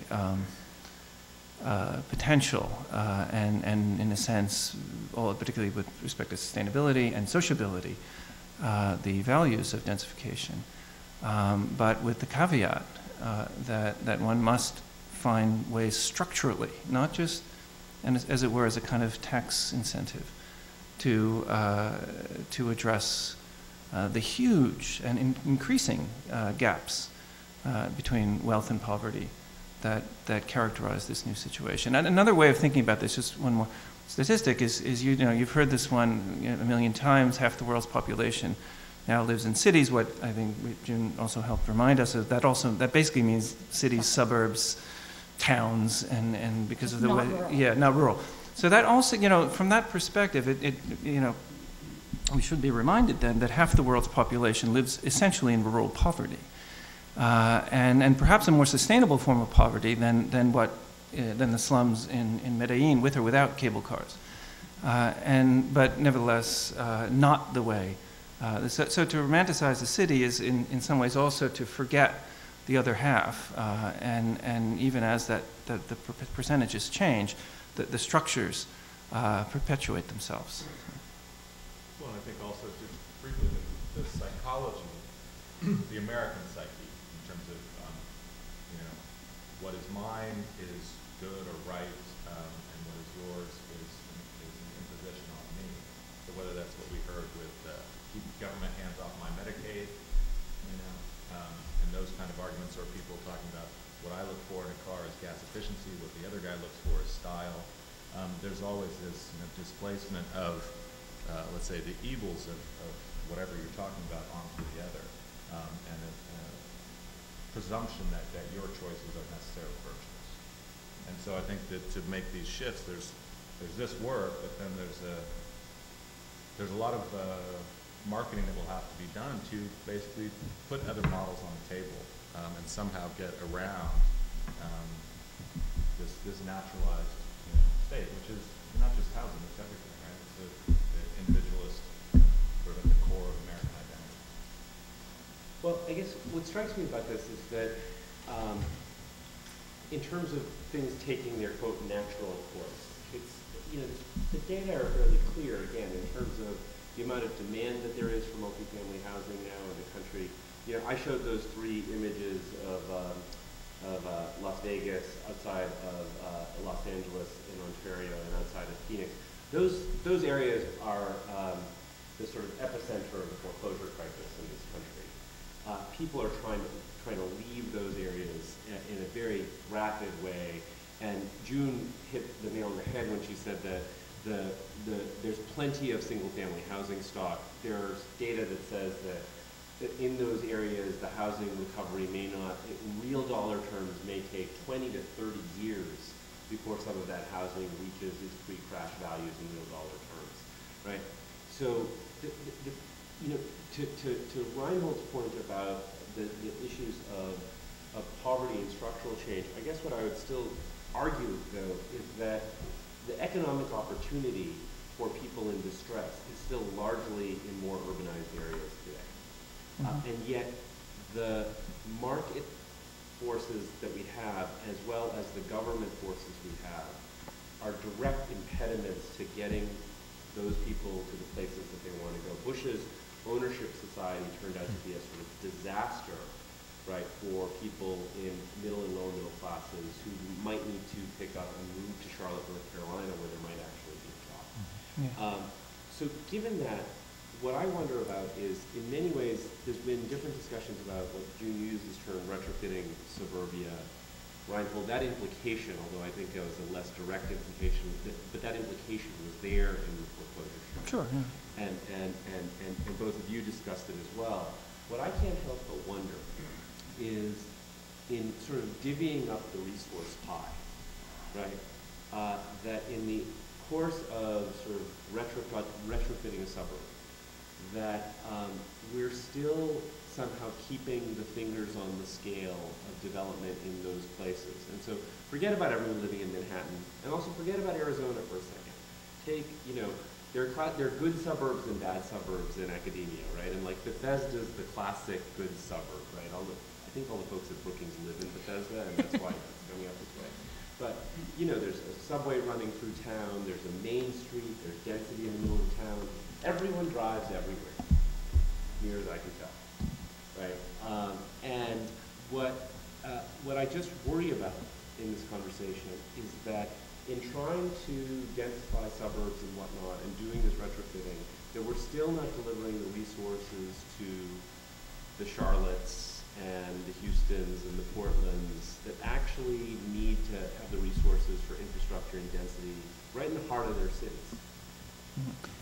Yeah, no, that's what I mean, but to go back to the naturalization question, the one and only really thing that's being naturalized as a kind of meta-narrative that feeds the other ones is the idea of market forces. There's no such thing as market forces. Market forces are constructed. This is what yes, we did. No, because, you know, if you're going to talk naturalization, that's naturalization. Naturalization is like, you know, let the market take the finger off the scale, let the market do its thing.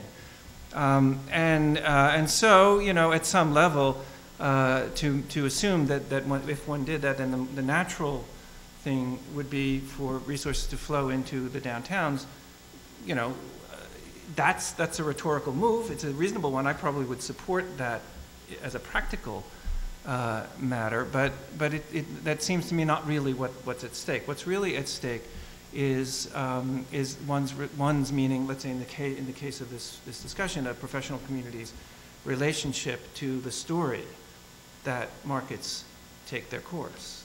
That's what's ultimately at stake here, because either way, you know, you're kind of cooking the books. The question is really the sort of social question, really, the social question of how markets are constituted, how they're produced historically, how they're managed, right, by governments, by their participants, by non-governmental actors, etc., and then how they do or don't sort of condition the built environment, let's say. Yeah.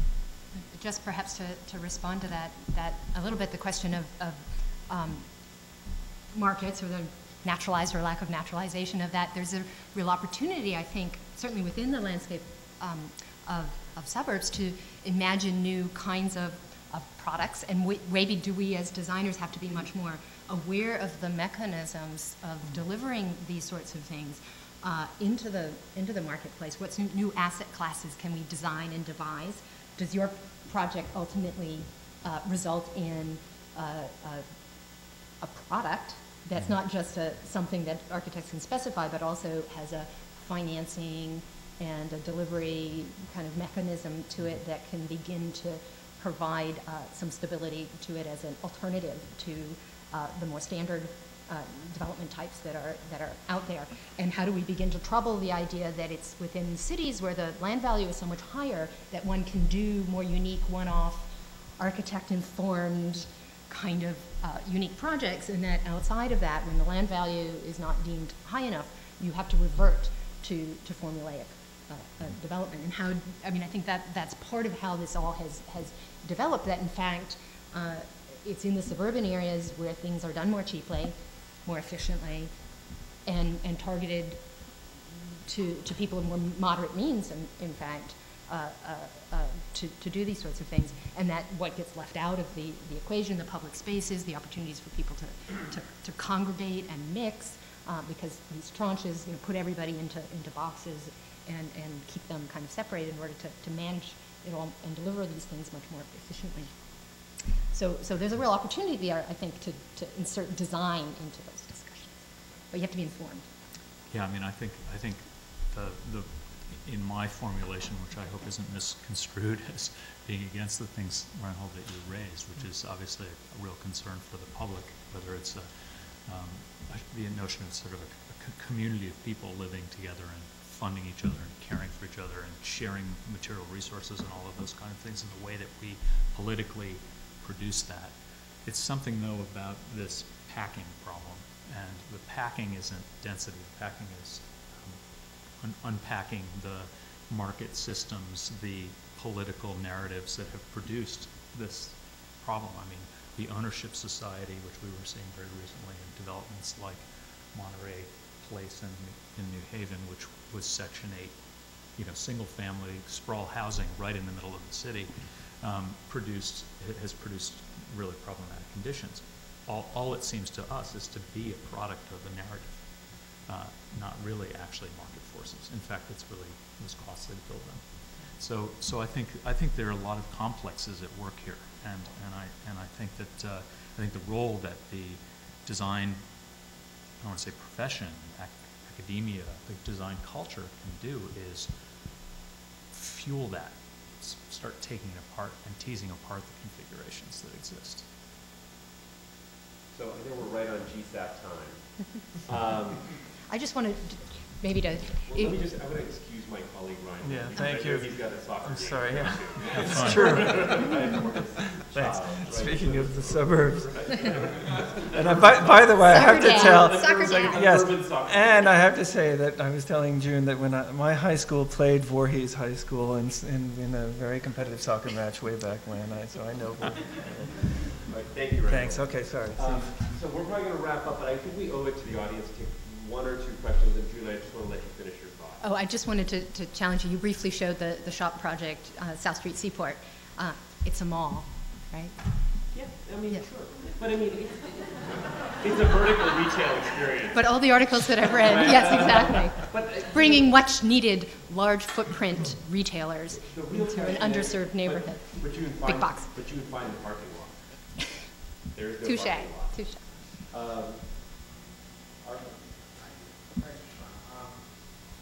Yeah, I wanted to make a comment on cultural values as they relate to this discussion about single-family housing.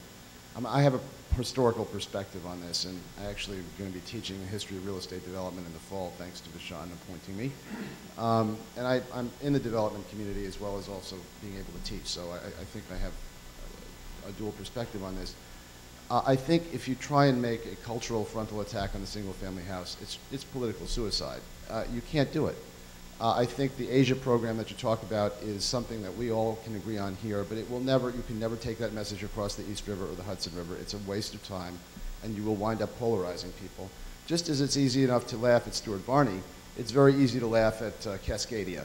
I mean, where do you find the middle ground to have a productive discussion? And to me, the market has to take over. And in a democracy, if you have to make the case on a case-by-case basis, municipality by municipality, developer by developer, well, that's the way you have to do it. And to suggest broad master plans is very dangerous, because the history of development is littered with the carcasses of failed utopian ideas, from New Harmony, Indiana, to the V. Radias, to Pruitt-Igoe. I mean, there are all kinds of disasters that have flowed from attempts to master plan and tell people what they should want, especially when it comes to home equity. And home equity is the basis for economic security for 95% of this country. The fact that it has been threatened by speculative excess doesn't deny the fact that it's a basic human need to have economic security. And for most people, economic security will come in the form of home ownership. So you can't disregard that. You can't disrespect it in a political discourse because you will just be cutting your own throat. So I just wanted to make that comment. I wanted to respond to that just briefly. I was in Washington earlier this week for the launch of this book that I contributed to, edited by Henry Cisneros, former HUD secretary, called Independent for Life. And really this demographic shift with people who are expected to live in their up to their 90s and to 100, that home equity model is not going to sustain those folks economically over the long term. And this is really, really a dramatic change. It's not coming back. It's not coming back. I think I agree with that as a demographic matter, but as a cultural issue. Yes, but then it gets into policy, and well, sure. we need new policies. I agree with that. We should move on from maybe another question here, but we shouldn't forget also that whole use took place in the last 50 years. It doesn't mean that it's the only way in which our economy can work or our culture can work.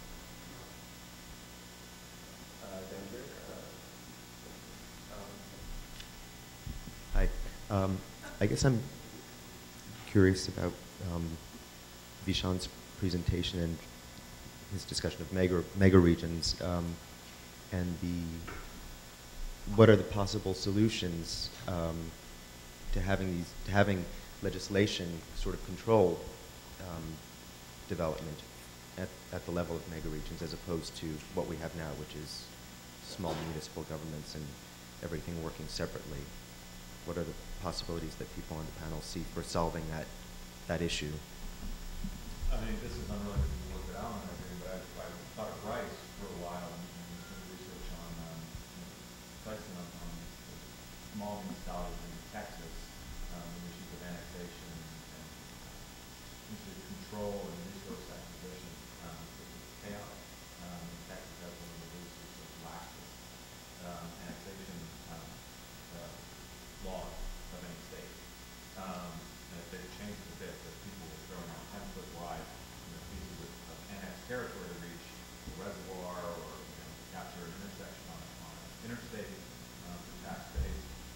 And in Dallas, where Vishaan might know this better than I do, it's not what I do, but one thing I did notice is they started to develop a kind of regional governance strategy for dealing with water.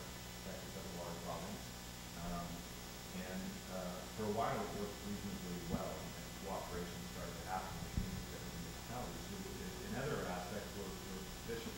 They weren't so much attacking each other, they were just trying to defend themselves, and mostly defend themselves from Dallas and Fort Worth. And recently, with politics as they've gone, let's say over the last 10 years or 15 years, that's begun to fall apart because there's a fundamental distrust of the government. The regional government, even at that scale, people feel that the regional government is somehow someone else making decisions for me, even though you're talking about, I don't know how many hundreds of square miles, right? Something you could imagine yourself being a participant in, being a citizen in this region. You don't see it that way. The people there, they see it as like, my government is my city. And even they don't even trust their own city council in most cases. So, I mean, I don't have, at least in the short term, great hope because of this toxicity of the political climate right now. I don't know. Hi, my name is Dimitro, class of 2007, real estate development. I'm a practitioner in affordable housing development, and I appreciate both Steve and Alan's presentation about potential building technology, new building technologies to really motivate energy efficient and more productive development and hence making real estate development more affordable to the masses, not just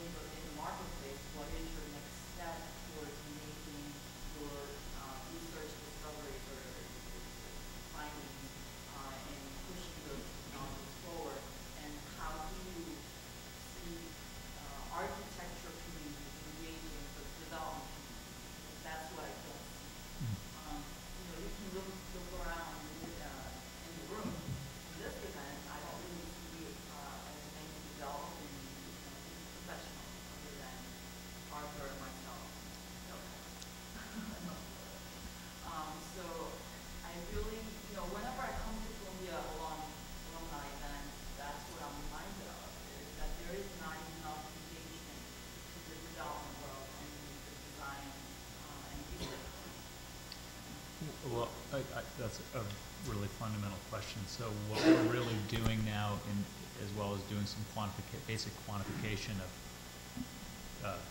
right now it has to do with energy and carbon, by modeling buildings and developing techniques using this new technology, which, by the way, is just shifting an existing market and an existing industry just to deploy it differently. So that's an important thing. Our primary sponsor for this project is Gerald Hines, who's a developer. And so I think that the funding of malls. Of a developer of malls. Yeah. You didn't show the Houston Galleria. It hasn't. Yeah. So I think our approach is first to really do what I think architects can do, which is to create a narrative about it. This is a narrative, by the way, that we can steal from current European development, because that's already happening in this knot between material technology and this new housing paradigm. But the next step really is to develop prototypes, and what we're fighting against, I find this in my own practice because we tried to use cross-laminated timber, is right now in the U.S. There's code, regulatory framework is incredibly restrictive and Neanderthal in many ways, and also, and I'm not talking about New York. New York is actually trying to move ahead in some of this stuff, but in the shrinking cities around the eastern seaboard. And also regulatory issues, but also the fact that it's a new technology and a new industry, so it doesn't have the economies of scale yet in the United States. So the first project will be a flyer, and it will have to be with an incredibly knowledgeable and forward-thinking development team. I just say you might not recognize the program today. It was 2007. You need the interaction between. Oh yeah, I recognize that. The real estate. Yes, I appreciate all that has been accomplished. Maybe one last question. Two. We have the mic. We control. I just listened to them. Okay. I saw your slide saying that if you love nature, get out of the city. And then I saw. No. I said if you love nature, don't live in it. The problem with the suburbia and all the things comes with it, issue. The question is, this urbanization and suburbanization makes the rural community ghost towns. And you already talked about that. Any of you? Or I think economical. in the U.S. that's a done deal. And the second thing, is there any planned communities like in Redmond, in New Jersey, or Western near Washington, D.C.? Is there any planned communities where pedestrians and vehicle and all these parts are given in the United States recently? Well, I think our book is full of case studies, and you can see the before and after, which is helpful when you see this mall surrounded by cars, and then you can see that it's got streets and sidewalks and parking meters and buses coming through and people living there, and anecdotally talking to people who come back from work on a Friday and don't flip the key on their car until Monday morning, because everything that they need is right there. And that's a transformation. It's a lifestyle transformation, at least for those few people who have the opportunity to experience that. There's not a lot of it out there in that in-between, in that suburbanized landscape, and I think there's the potential for a lot more of it. There's interest in it. I think there's availability to make that happen in different income levels, I think, over time, so that everybody has the opportunity to choose that. So, you can point to examples, even some of the planned communities, Reston or Columbia in Maryland, are starting to remake their malls, their centers, and to try and think of ways to knit together in a more efficient way. But there's just, it's a limited number of examples stacked up against this preponderance of landscapes that we've already built. One last question. I'll make it very quick. I wondered if you'd care to comment. I mean, one of the issues that seems to be floating around this, and actually Michael Kimmelman kind of touched on it this morning when he talked about the persistence of the myth of what the village used to be. And it seems like that's an issue that's afloat, especially in like the inner ring suburbs, which have basically grown into gigantic megalopolises. but the resistance to change and the resistance to that seems to be tied into a persistence of image of the small town, which they once were. And that seems to be sort of a psychological thing besides just, I don't want government controlling what I want to do, but it's also sort of a myth. And how do you address that? Well, following June's comment last time, previous question, I think to my mind there is, well, I appreciate what's happening in these new developments and the use of these dead malls. I think in some ways perhaps they do perpetuate precisely that myth and might, produce a kind of small town urbanism in some way. And I think this is maybe where there's this, we haven't heard it, but Vishaan, a different attitude, which is really about cities, right? Not density, but cities. And density is one of those factors, but it's also anonymity, privacy, access to a range of benefits, cultural, economic, that the greatest mall retrofit is not going to reproduce. And we're not really necessarily looking at that. We're looking at a kind of device to produce different levels of density. We've yet to really push into what the urban consequences might be, and some of our test sites are in fact going to be these shrinking cities. So actually working in cities, not working in suburbs, right? Working in old, mill cities or industrial cities, which there are many that are shrinking. But I think precisely that mythology is what, that's the American dream. There's so many myths that basically make it hard to break the back of single-family home ownership, the suburb. You've got to find creative ways to tell new stories about what we can be, rather than telling people that this is good for you. Nobody wants to hear this is good for you as a reason to change. I think it's a great question to close on, just in the sense that I'm not against small towns at all. I just think there's a huge difference between small towns and suburbs, right? And the primary difference being, like, if you think about the beginning of Leader's Fever, like, all the kids are walk to school, right? And by the way, they don't have to be obese. As opposed to Bethesda, right, where I've watched it daily, where everyone calls it walkable urbanism, and all the kids are pudgy and get driven to school in minivans. And that's not small town America. And the problem, we can try to convince the folks on Fox News, and I don't think we're going to do that.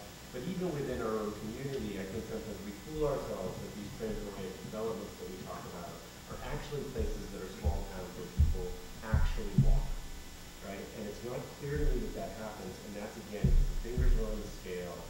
We call light trucks cars. We don't tax gas at the level that we should. We don't do a bunch of things that actually create small town America. We do things that actually create, vastly consumptive America. I agree, and let's abolish the mortgage tax deduction. Okay, thank you very much. Sorry to get so long. Yes, thank you. Didn't realize how loud that was, sorry. A couple of small announcements, short announcements before we continue. So as you've probably all noticed, we're quite a bit behind schedule. We're going to try to make up the time. So the next panel will start at 2:30 in here instead of 2:15.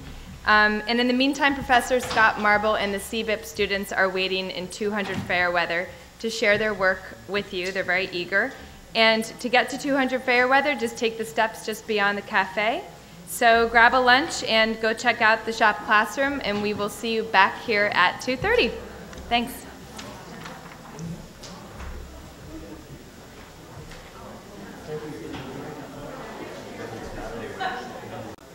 Which is actually, I think, a record for an alumni weekend event. We're only half an hour late. This is a historic record.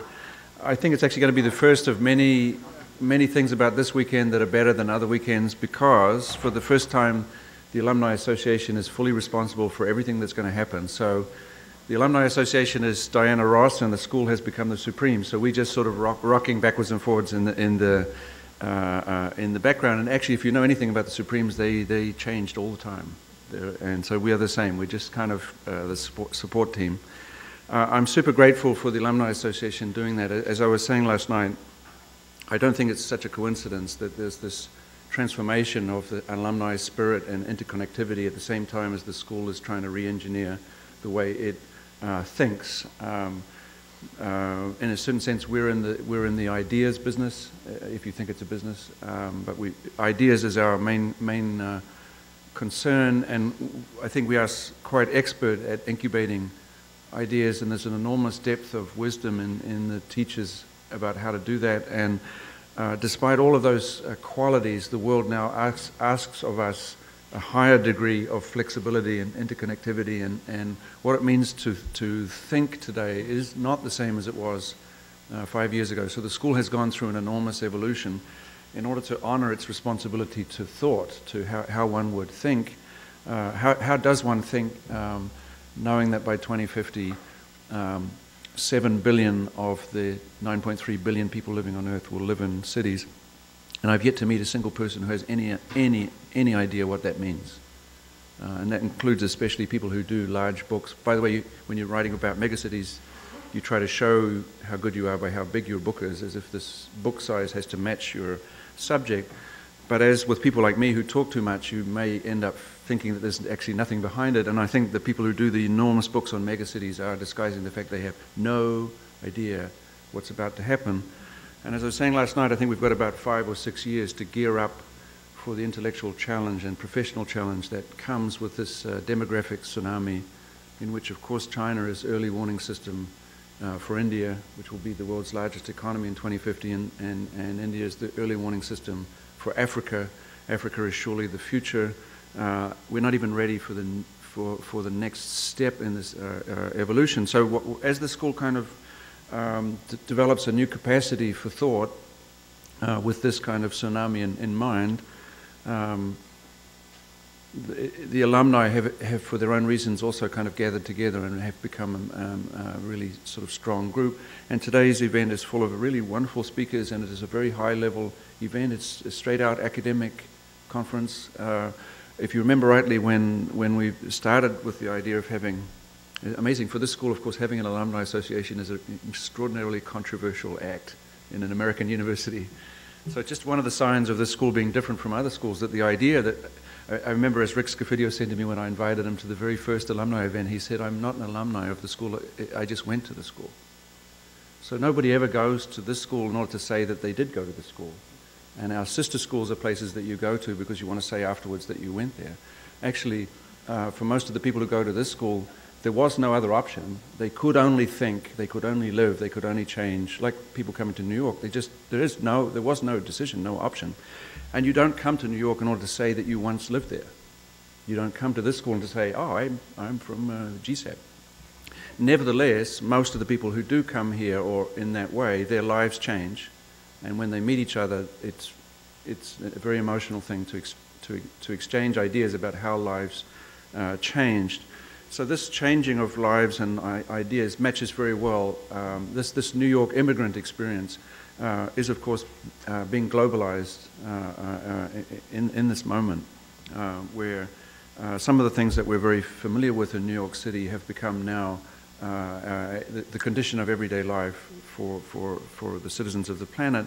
But much of what goes on in New York has absolutely no relevance at all to what's going on in the world. And maybe New York, for example, is just a sort of elegant model of dense cosmopolitan life, but it's certainly not a model for how one will live in 2050. And maybe Mumbai right now occupies New York's position in the world as a kind of model of a rapidly evolving immigrant society and so on. So having said all of this, it just makes perfect sense to me that when you organize an event to get together, it's the academic quality is at a high, and that you're raising very, very urgent and important questions. So just to quickly run down for you what's new in the school. 439 students from 9 programs will graduate in 2 weeks. The school started in 1881 with 2 students. They both passed. It was in the School of Mines and Sanitary Engineering, and in what will always go down as the single greatest strategic error of the School of Architecture, we disconnected from sanitary engineering. Because as you know, everybody knows that the plumber should be paid, and plumbing is not an idea, it's a fact. And everybody knows that architects have some difficulty persuading people to be paid because architecture is an idea, not a fact. I mean, it's an idea about facts. It's even an idea about plumbing. So I think if we'd kept sanitary engineering sideline, we would be rich with ideas. Anyway, so 439 students are now graduating from 9 programs. The first class of the Critical, Curatorial and Conceptual Practice program, directed by Professor Felicity Scott, who's just a wonderful teacher and thinker. This has really changed the school a lot. So there's been a big change even in the last 2 years with a new generation who are, like our guest speaker today, are going to do their work through writing or through exhibitions, for publications, curatorial work, and so on. They have infected the school with new kinds of optimism, and as you know, this is a pretty optimistic, this is like the last stronghold of optimism, and that's why the walls are so strong. I know the building tells the world that the future is, you know, ancient Greece, but this has been a very good cover for us to really feel optimistic about the big questions that are being asked of us. The Center for Urban Real Estate opened this year, which is for the, not only, I guess last time I feel like I'm making a kind of annual report. If I was telling you last time how the mortal enemies of architecture and development, and even beyond that, preservation and development, are now in some sort of illicit friendship that may or may not last, but it's very intense, it's very hot and heavy.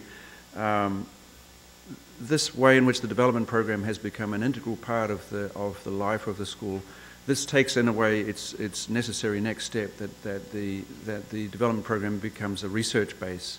And so the arrival of the research center directed by Vishaan Chakrabarti is, I think, extremely important. And of course, you really can't fit into the school if you don't have hardcore research. We are a professional school, but only a professional school inside a research school. This is the only school in the world which is literally inside a library. You are right now you're closer to more books right now than you will ever be, even if you were to walk into the New York Public Library, actually, because they're all around you, right where you are now. So we are inside the knowledge, or inside the reflection. The global network, like I was telling you last night, gets bigger and bigger. We may now perhaps have more space outside the school than inside the school. And these spaces in New York itself, and in Rio and Mumbai and Beijing and Amman and so on, and in the next few months, Moscow, Johannesburg and Istanbul, these spaces are starting to generate new ways of thinking. And as the knowledge from those spaces starts to come back to the school and interact with the school, and vice versa, the real game will begin. We really don't know what's going to happen there. That's just why it's called pseudo X. X means we have no idea.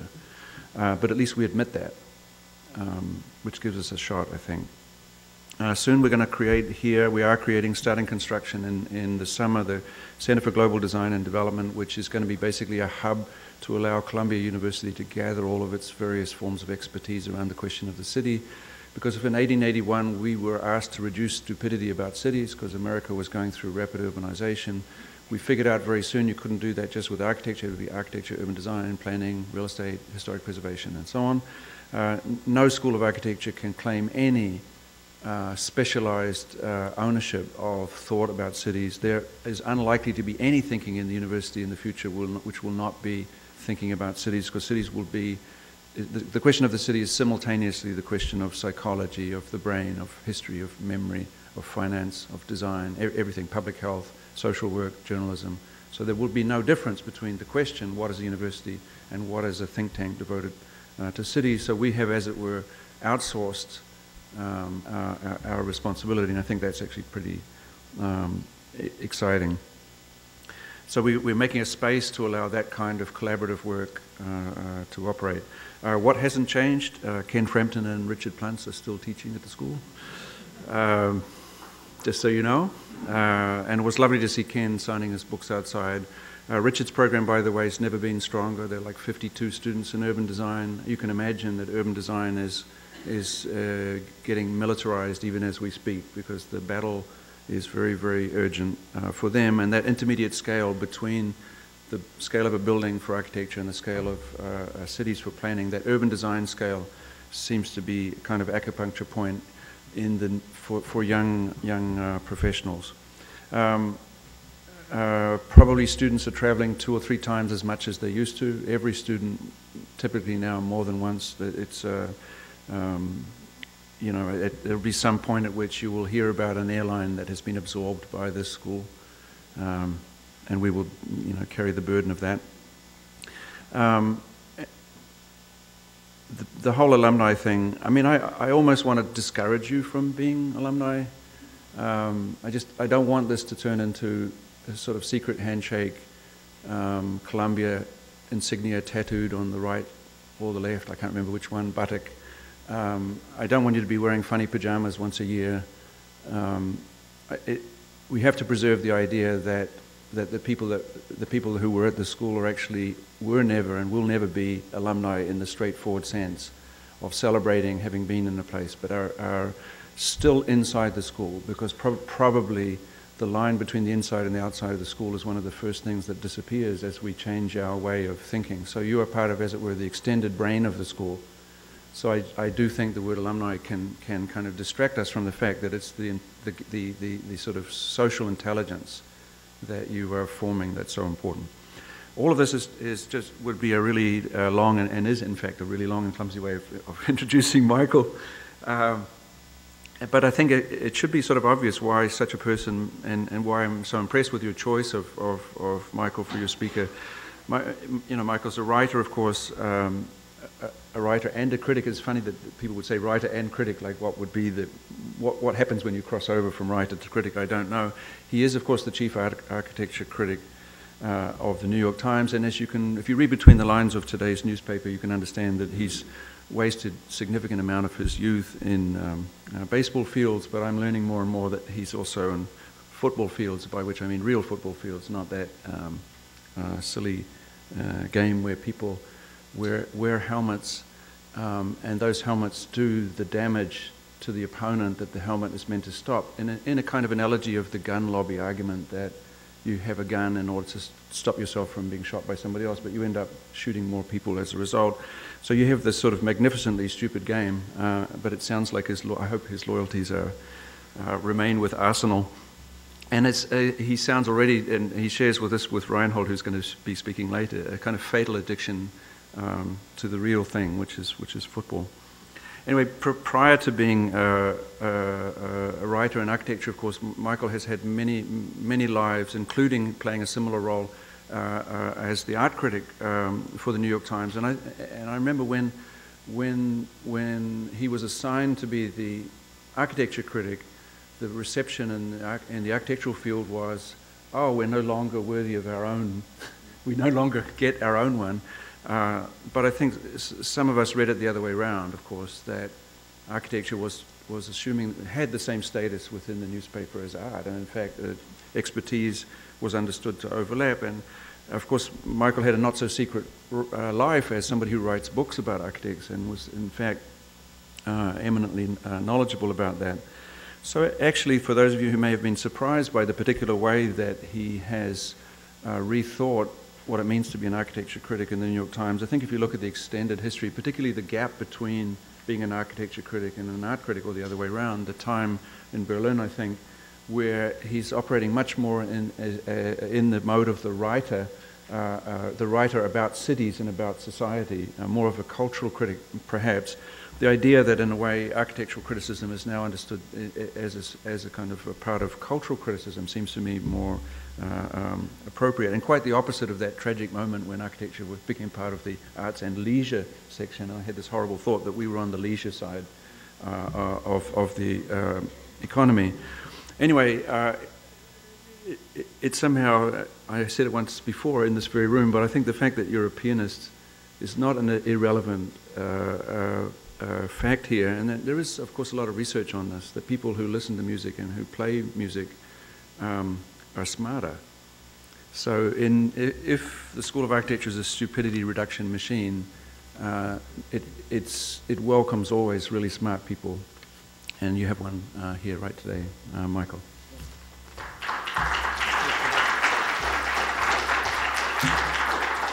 Thank you for that really lovely introduction. And I'm really honored and happy to be here. I'm not sure that all musicians are smarter, but I like the idea. I just don't think it's exactly true. And by the way, about plumbing, I don't know how many of you know this, but at a certain point I was doing book that involved the early history of the Metropolitan Museum. But you know, when the Met was founded, it taught plumbing. That the Met, in its early stages, did not conceive itself, of course, to be a museum that could become a great collector of original objects. And so it built this plaster collection, of course, of reproductions. And it also was very practical minded. It thought it was training people to go out and become artists and become, I suppose, architects, or in any case, competent people. So it did teach plumbing classes. Possibly the Met's turning point was also when it quit doing plumbing. So how can I turn this on? Slides? Is this me? I'm supposed to know how to do this? Okay, hold on. This is really a big mistake. Hold on. I forgot to mention this is being live streamed across the planet. So. Well, nobody's awake at this hour. Okay, somebody has to help me here because I can't. What do you think? No. Well, it was here. I can talk without slides, but who wants to look at me for the next 40 minutes? So, are you up there? Can you come, please? Help me. Thanks.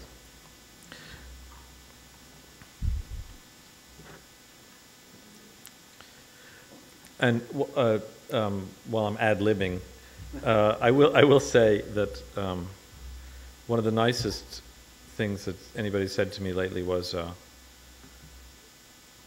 why the hell are your pieces running in that art section? Parking in the art section, that's so... I love this. I feel like I'm a bit of a fish out of water now in that section, and I think... how are we doing? No, that's not too good. That's it. Yeah, thanks. Perfect.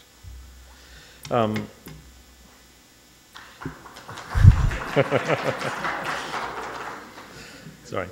No, I do think that's it's crucial to restore the idea that architecture is not the leisure business.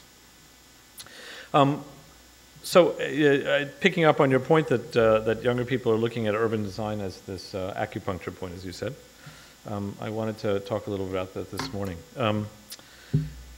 Public health depends on the freedom of public discourse. A society that cannot talk to itself is a society in crisis. Public space provides a context for this freedom of public discourse. So, what do we mean by public space? The public realm is what we own and control, is how Alex Garvin, whom you all know, I'm sure, answered that question when I asked him. More than just common property, he said, public space means the streets, squares, parks, infrastructure, and public buildings that make up the fundamental element in any community, the framework around which everything else grows, or should grow.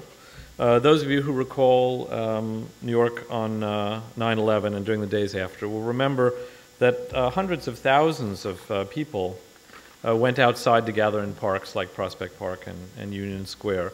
They didn't just retreat online. They sought out public spaces to be with each other. Our human instinct is to come together. People occupied those parks and squares, hanging ribbons and photographs on fences, concocting makeshift memorials, gathering in clusters to talk, and in a sense, reveal themselves to themselves. That is, prove to themselves and each other that they belonged to a larger community, a greater city, that there was strength in numbers, and to show solidarity in a way that online chatter dispensed, from the privacy and isolation of one's own room never can. What questions of public good arise in the arenas of architecture and urbanism? What happens, for instance, when privatization and the marketplace conflict or join together with public interests? How does a focus on the public good intersect with the preservation of democratic political spaces and institutions? So I've already put forth the premise that the public good is served when public space is served.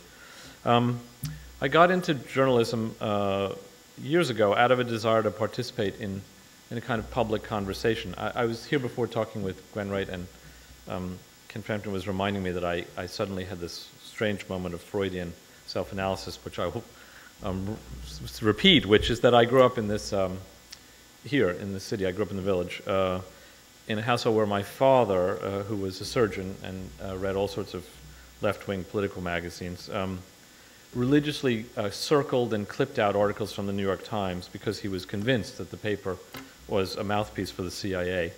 And among other things, this actually led me to believe that journalism really mattered. That serious journalism was a medium of public consciousness and public discourse.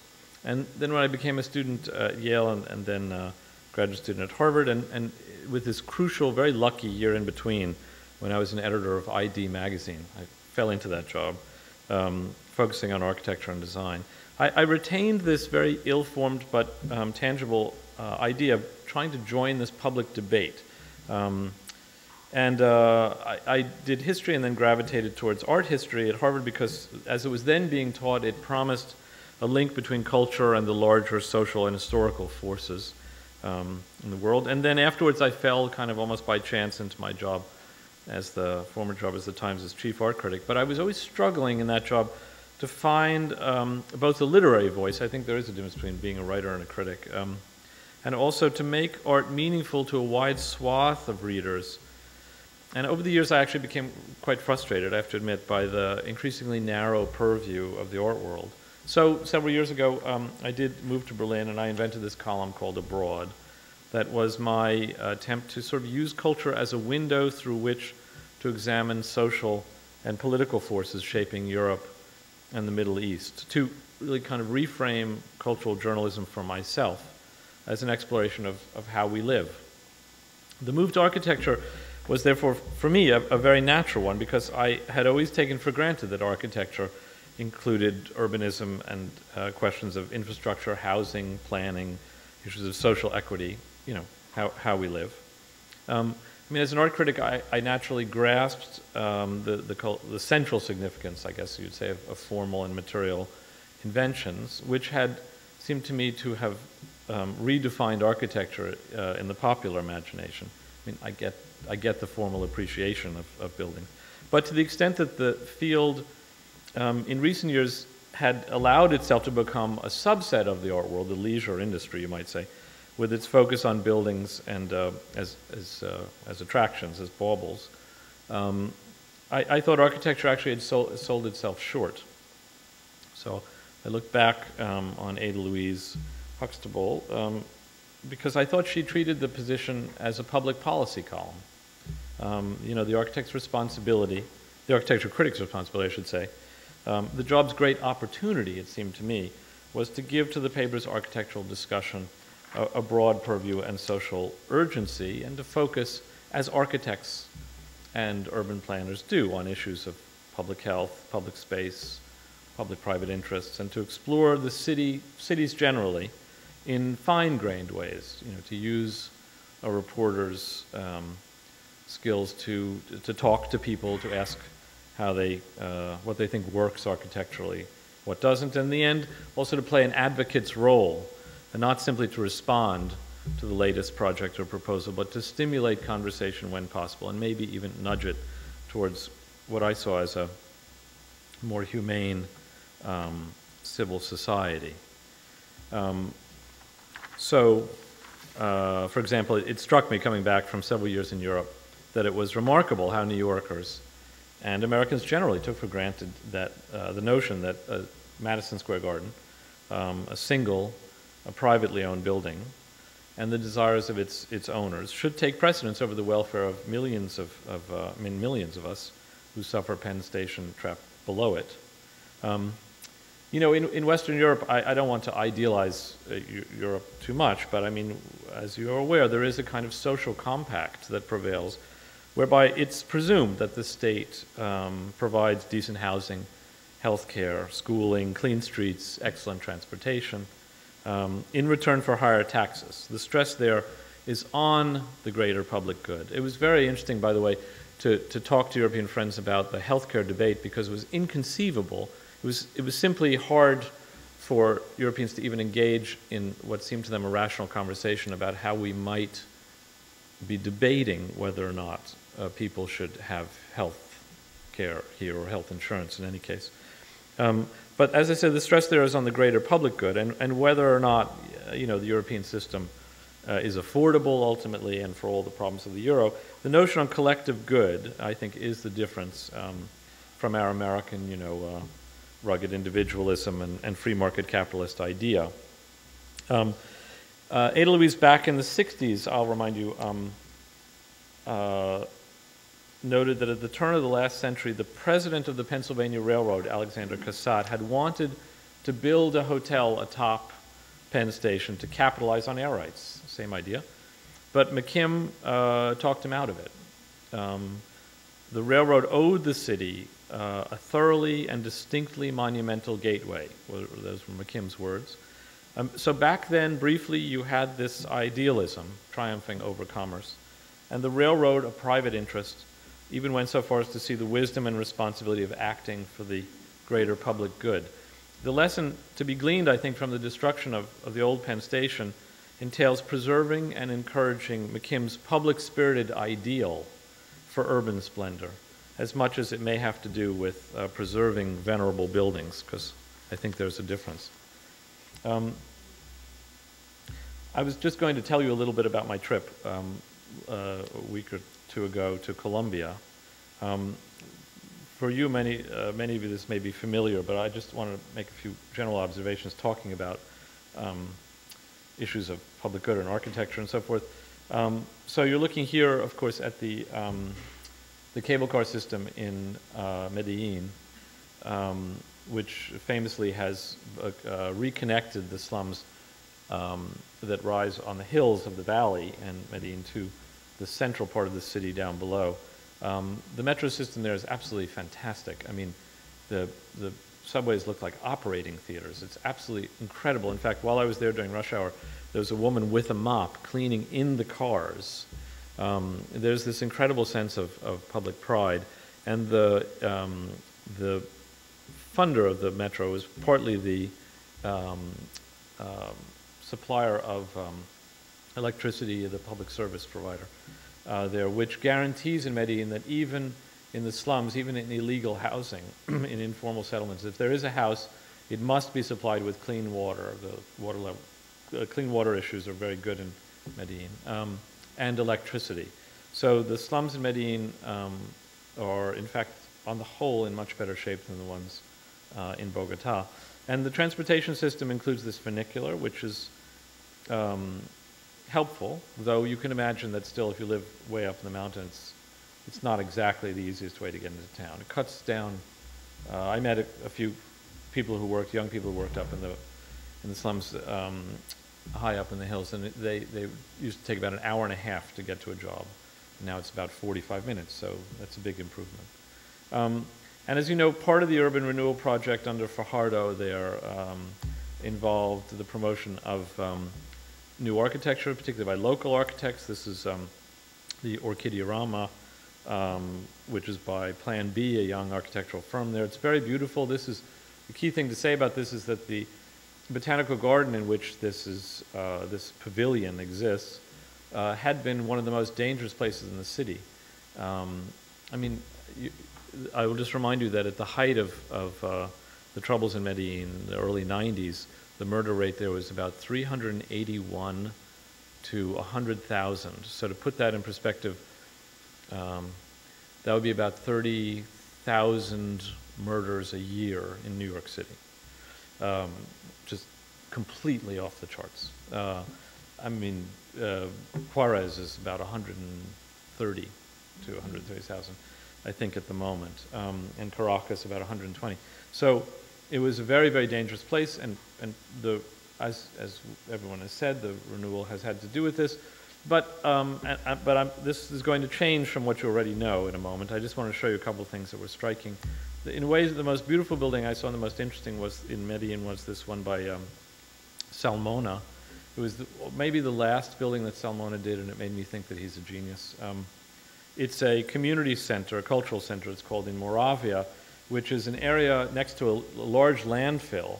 And it's this very beautiful, typical Salmona brickwork, and beautiful open spaces and plazas within. The whole interior exterior thing is just gorgeous, as you also see. And it's right on the edge of this center. It becomes really this landfill. It really becomes a central gathering place for kids and other people in the neighborhood. Just a magnificent example of how a single building can help transform a neighborhood. However, the plan to redeem the landfill area involves moving everybody who lives there, who's been living there for a couple of generations, far out to the edge of the city to a new settlement. Now, the landfill is a dangerous place, this is true. But this is, and now I switch, this is one of the problems of what I noticed down there. It's a very top-down approach. The idea of community, bottom-up discussion of urban development is really foreign in Columbia. So a lot of what we've been hearing about really has to do with this attempt by these very progressive and interesting leaders, Fajardo, and in Bogota, Mocos, and then Peñalosa, to transform the cities through architecture and infrastructural changes, but not so much about community development. And when you look at some of when I looked at some of the buildings that had gone in that have gotten a lot of attention, the black cubes or shapes that you see in the back are the buildings by Mazzanti, Giancarlo Mazzanti, I'm sure you all know as well. This is the España Library.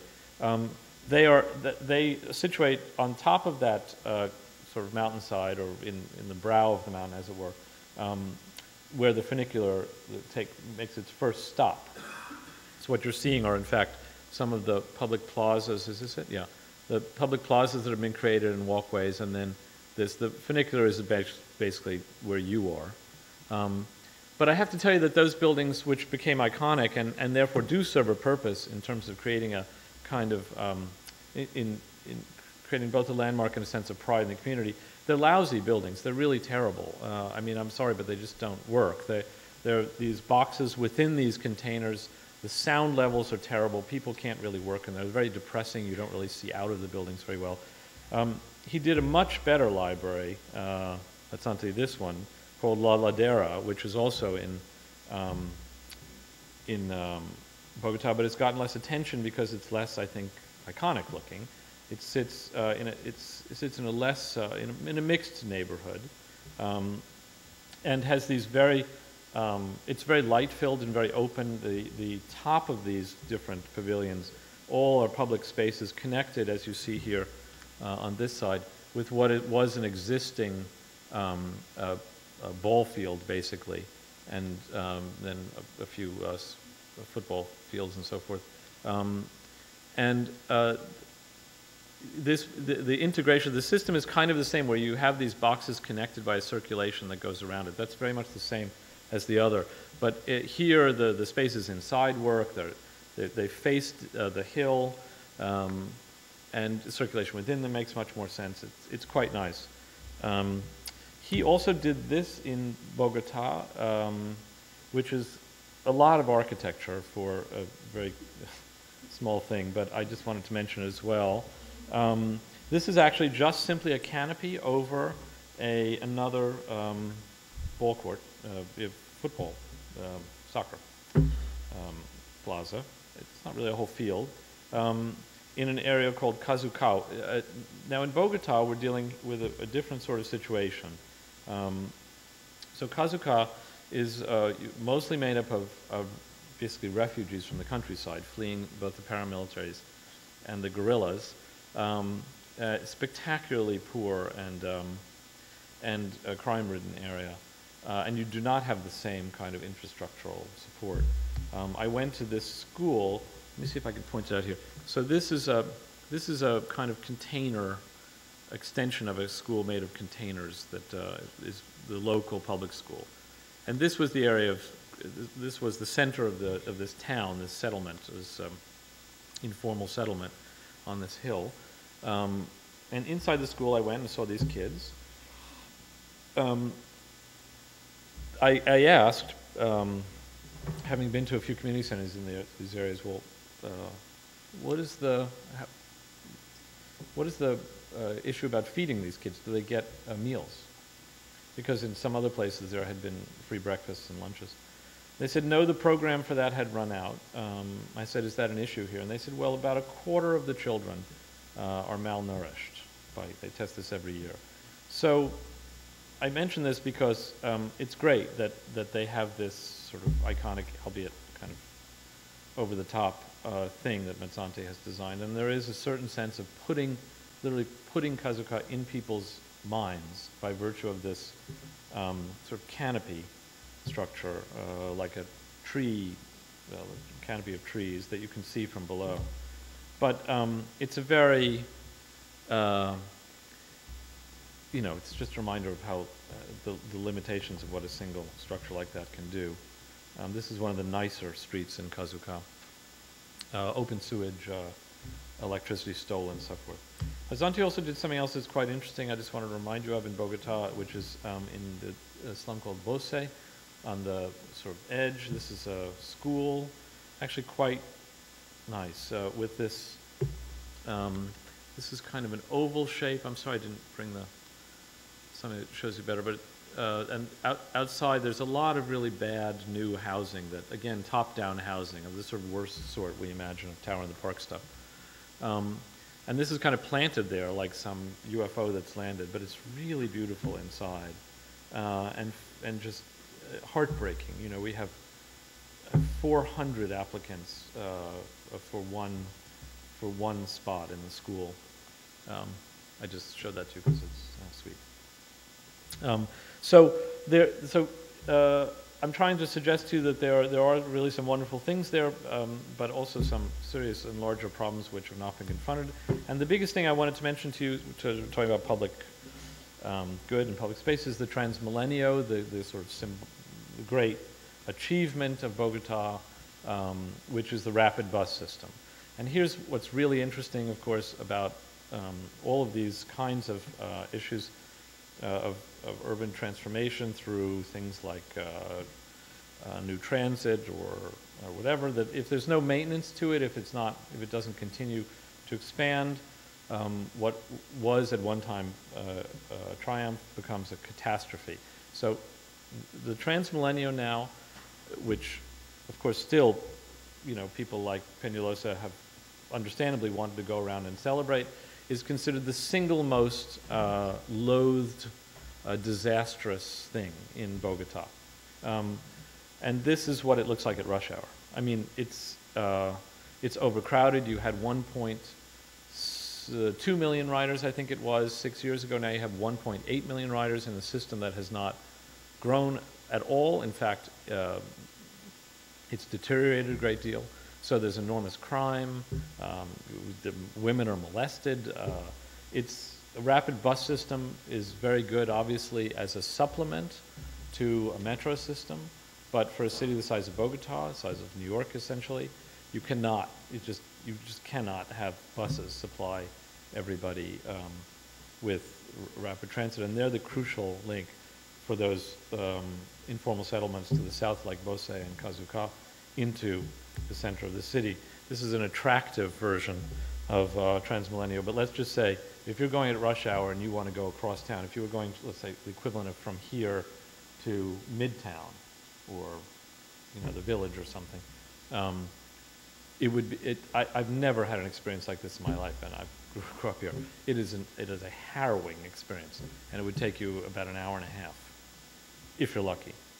So, again, this is about a kind of top-down system which depends upon a constant vigilance and a political consistency, which is not part of Colombian culture. There is this very, I won't bore you with it, but there are reasons why it turns out that one mayor will not support what the previous mayor did, and so Transmilenio has effectively been abandoned, and as a result, people in Bogota are now turned entirely against it.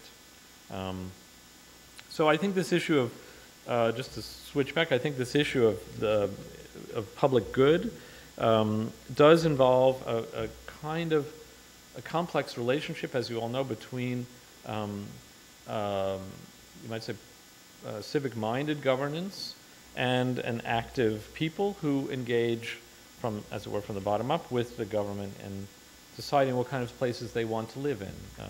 what kind of spaces they want to create, what kind of buildings they want to have.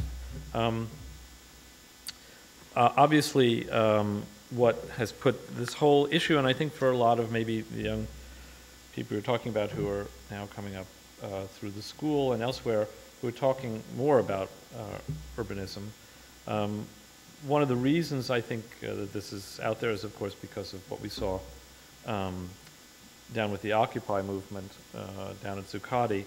Zuccotti was a great, as a kind of urban model in public space, it was a gift to me, just taking over the job just a couple weeks earlier, providing this occasion to kind of redefine the critic's role and the architectural conversation within the paper.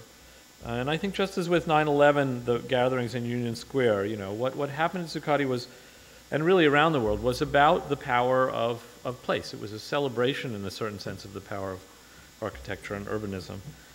Because no matter how instrumental new media have become in spreading protest these days, clearly nothing replaces people physically taking to the streets.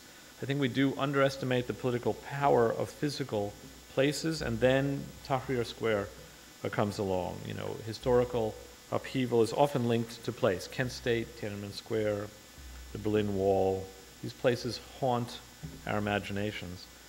I don't know how many of you went and saw it or slept there, but much as it looked like a refugee camp, Zuccotti for a while really, I think, became this little miniature polis, a little city in the making. I don't want to overestimate it, but it did have this real DIY, this do-it-yourself democracy, that mic check system, you know, because they couldn't amplify, use amplification. They had to say, anybody who wanted to make an announcement had to say it, and then people around had to repeat it and repeat it farther. And incredibly pretentious though it sounds, this really did put me in my early classic studies. So there was that, remember that thing about Aristotle saying that a healthy, the limits of a decent community, I guess how he put it only extends as far as the sound of a herald's cry. I like that. And I think Zuccotti happened to be one of those privately owned public spaces that also raised this issue for people of what is public and what is not. It was, of course, a delicious irony of the Occupy story that, you know, what used to be called Liberty Park, as you know, then renamed after John Zuccotti, had this zoning, had been given this zoning variance, which required that the park, unlike a city-owned one, remain open day and night. This could never have happened in a city-owned park. So I think that situation did highlight for lots of people how far we had allowed essentially the ancient civic ideal of public space to drift from the arena of public expression and public assembly, Speaker's Corner or Hyde Park, let's say, to commercial SOP, the foyer of the Time Warner building, or the windswept, you know, corner of 53rd Street and Lex, whatever. So, you know, living in Europe, I often came across these encampments in Barcelona or Madrid or Athens, lots of different places where these tent communities were just more or less allowed to exist.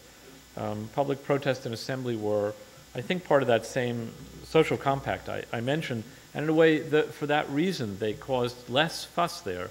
Politically speaking, it was, of course, the reaction against Zuccotti that gave it such currency. I think the message of the occupiers, you know, until the whole thing came apart, of course, was fuzzy to a lot of people, but for me, it seemed to be a kind of attempted enactment of a fairer society, creating this version of a community that was envisioned to be able to come out of a concern for the greater public good. So the park was an essentially common ground for people of, literally common ground for people of shared grievances, and that they came together urbanistically with this cumbersome but sort of aspirational form of leadership, and with this outlines of a city. You know, as some of you may have seen, there was a kitchen, there was a library, there was a legal desk, there was a sanitation department, there was an area where the General Assembly met, there was a medical station, place where people could charge their laptops, even a general store which handed out, like the kitchen, free things. So in that case, bedding, clothing, toothpaste, deodorant, crucial things. And I think that this was repeated in a few other places. I just want to say a few last things about the Occupy movement before I get off it. I do think it revealed certain things about how our cities work, of course, and the limits of public space. I think it revealed that the great NIMBY in the world, in our world, is space for public protests. I think actually people don't really want them.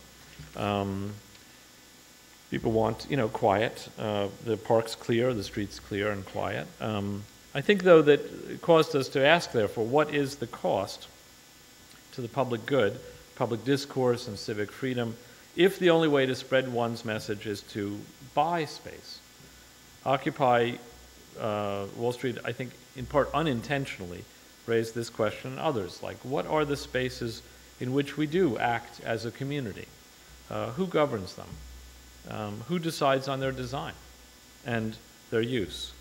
And should we blur the controls, the boundaries, the authority, the thresholds between public and private space, between streets and sidewalks?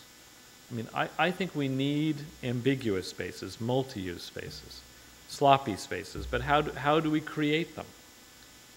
The pedestrian streets and bike lanes often blur the lines between cars and pedestrians, the ambiguity of Union Square, with these blurred spaces on the north, south, and west for lots of different things happening. This is a little bit of a blurred space.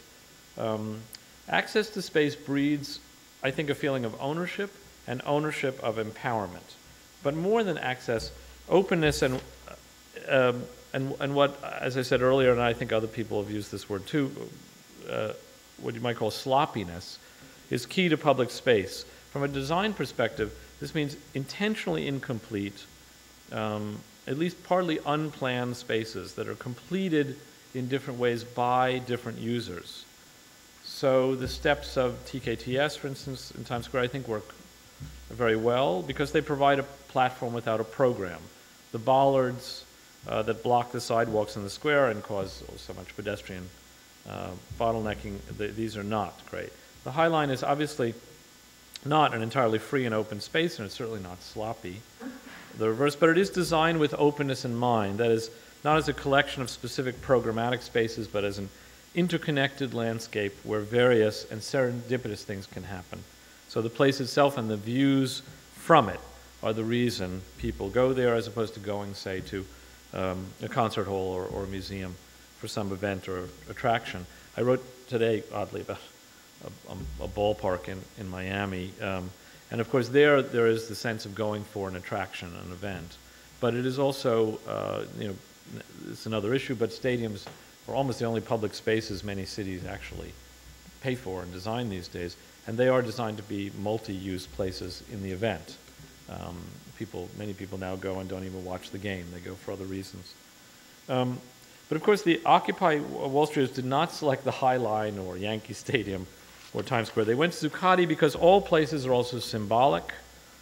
And Zuccotti was up the street from Wall Street, and it was relatively compact. This is interesting. Occupiers across the country and abroad tended towards places like Zuccotti, places that could look jammed and bustling with just a few hundred people, as opposed to, say, the Great Lawn, where the same size protest would have looked insignificant. I remember Romney giving a speech in 65,000 seat Ford Theater, in Michigan, before 1,200 people. The power of space to shape opinion and of design, essentially to market a certain message or to subvert it, I guess you'd say. I suspect, in fact, I know what many politicians and private developers have taken from the Occupy movement is that they need to really work much harder to design spaces that cannot be occupied.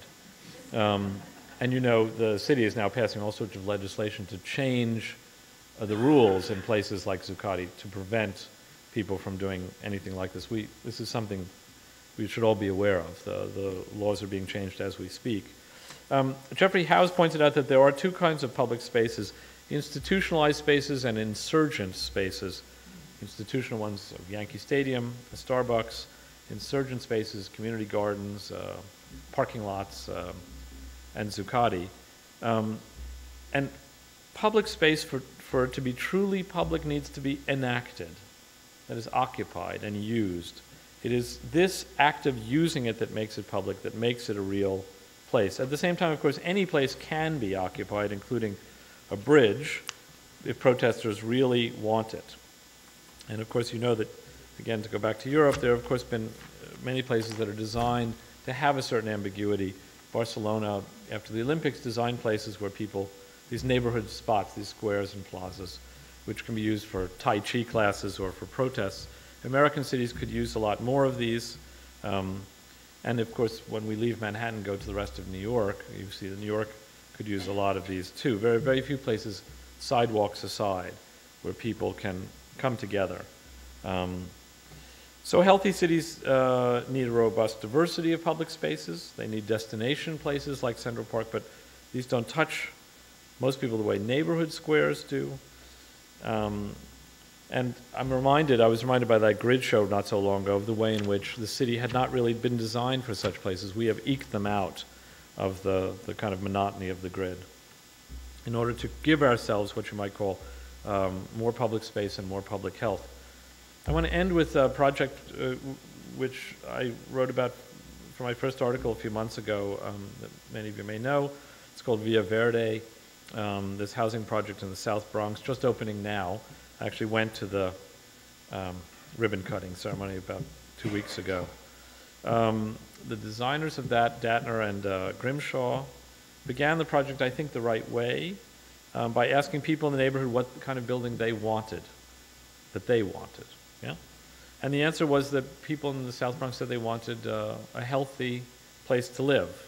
Asthma rates are very high in the South Bronx, obesity is very commonplace, and access to fruit and vegetables is very limited because, you know, supermarkets are always scarce in poor neighborhoods, and Korean groceries are dwindling. I gather for the reason that many of the people who opened them wanted to put their kids through college, and now all the kids have graduated from Harvard, and now the grocers are going out of business. So what can a housing project on its own do about this? I think they, the developers, Jonathan Rose, and was one of the developers, and as well as the architects, came up with some simple answers, and these are also very good. They put a medical clinic on the ground floor to occupy the retail space there. The footprint of the building was made narrow. It's a very odd site, a kind of triangular site, difficult site. But that was the footprints were made narrow to allow the apartments to wrap around the central courtyard, which is the gathering place, very green place, and also to create 2 outside exposures for cross ventilation in apartments, along with ceiling fans. So this discouraged air conditioning and created more healthy circulation. And they were masked to peak on the north-south axis to take maximum advantage of the light. That's a rental tower, and these are condos, and these are also rentals, but of different incomes. So it's a mixed income. For the rental units, there are 110 of them. I think there were 7,000 or 9,000 applicants, which is quite typical. They're very nice apartments, actually. I mean, a lot nicer than many of the market rate apartments that are designed, as you may know. The staircases were placed before elevators to encourage walking, really kind of simple things. The fitness center was put on this roof, this green roof. The roof is not only green, but it has these community garden plots, which let tenants grow their own fruit and vegetables. Of course, these are very small things, but it was designed essentially to encourage people to use the health clinic, so the athletic facilities, so it's not in the basement, to gather around, to get these gathering places around green sites. They were planted already when I was there the other day with arugula and cilantro. I don't know how many people want cilantro there, but anyway, red lettuce and so forth. The last thing I wanted to say, just to get back to this issue of public good and architectural value, I chose Via Verde too because the building put a premium on its looks. In other words, it wanted to look like a real signature building. And this seemed to me to reframe, in a certain sense, the question of architectural quality, at least from a journalistic perspective. Because this, to me, was, it was perhaps the most crucial part of Via Verde. You know, you have thousands of homeless families and others who are waiting for decent subsidized apartments, homes in the city. And you have now a point at which higher costs for green construction is more or less accepted as an investment in long-term savings. But spending something extra on something as intangible as elegance or architectural distinction, in Villaverde's case, maybe let's say 5% more went into the roof and the facade with these big windows and these sunshades and balconies and so forth. So that 5% could have gone to create more units of housing. What is the value of architectural distinction? How, morally speaking, can it be weighed against, say, the need for more homes? I mean, architecture alone obviously is not going to solve unemployment or poverty, and neighborhoods rise and fall as decent places to live on the quality of the background buildings, which do and should predominate. But I think neighborhoods are also distinguished by their landmarks, by the buildings and places that people come to love, by great works of architecture, or at least very good ones. These places allow less privileged communities to share in the pride and exceptionalism of rich communities, which display their wealth, among other ways, via distinguished architecture. Pride contributes to maintenance and welfare. So I think the greenest and most economical architecture always turns out to be the architecture that is preserved because it's cherished. In the end, this returns us to the question of quality and I think brings the architectural conversation to the issue of public good. And I just think that's where our conversations should always begin and end. Thank you so much. Thanks.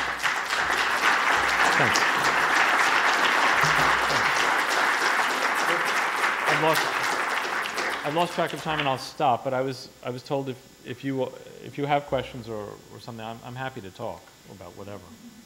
Not so much about Arsenal, but other things. But if you don't, I don't want to. I know you have a whole program of events, so.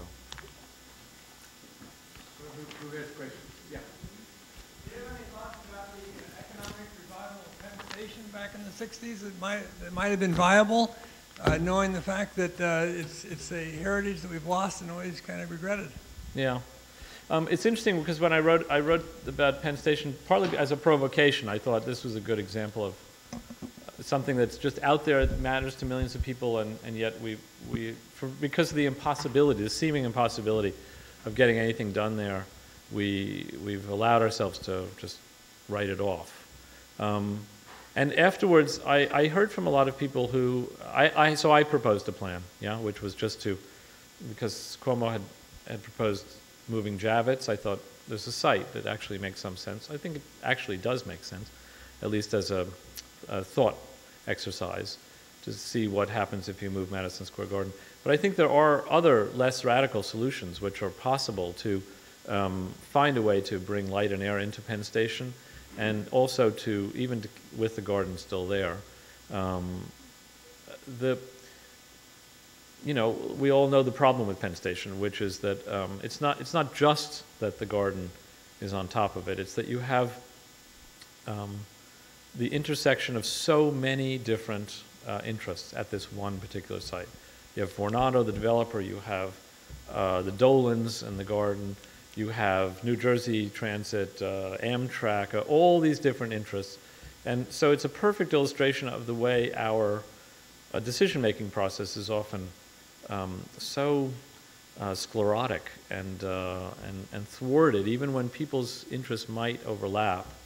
I don't mean to inflate myself in any way in this, but one small thought that occurred to me as I was talking to people, including Vishaan, by the way, was that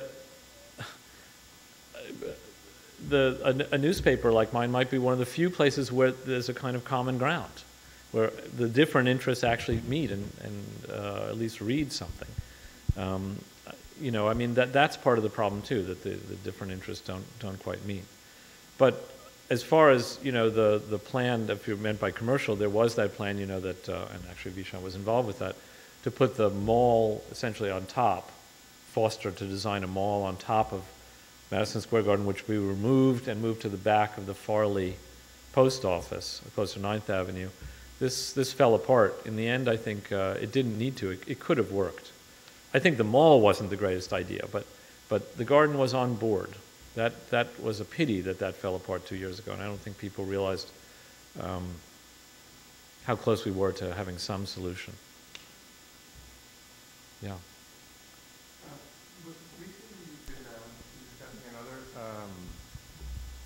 A very, very interesting phenomena of public good in architecture, and that has to do with the expansion of universities as patrons of architecture. Yeah. And this university has a very large program of expansion, Sure. but the one that perhaps concerns you more, Yeah. since you grew up in the village, Yeah. is NYU. Yeah. And it's a very curious situation where there is no opposition between, let's say, the developer and the city, but in this case, the university itself seems to be its own worst enemy.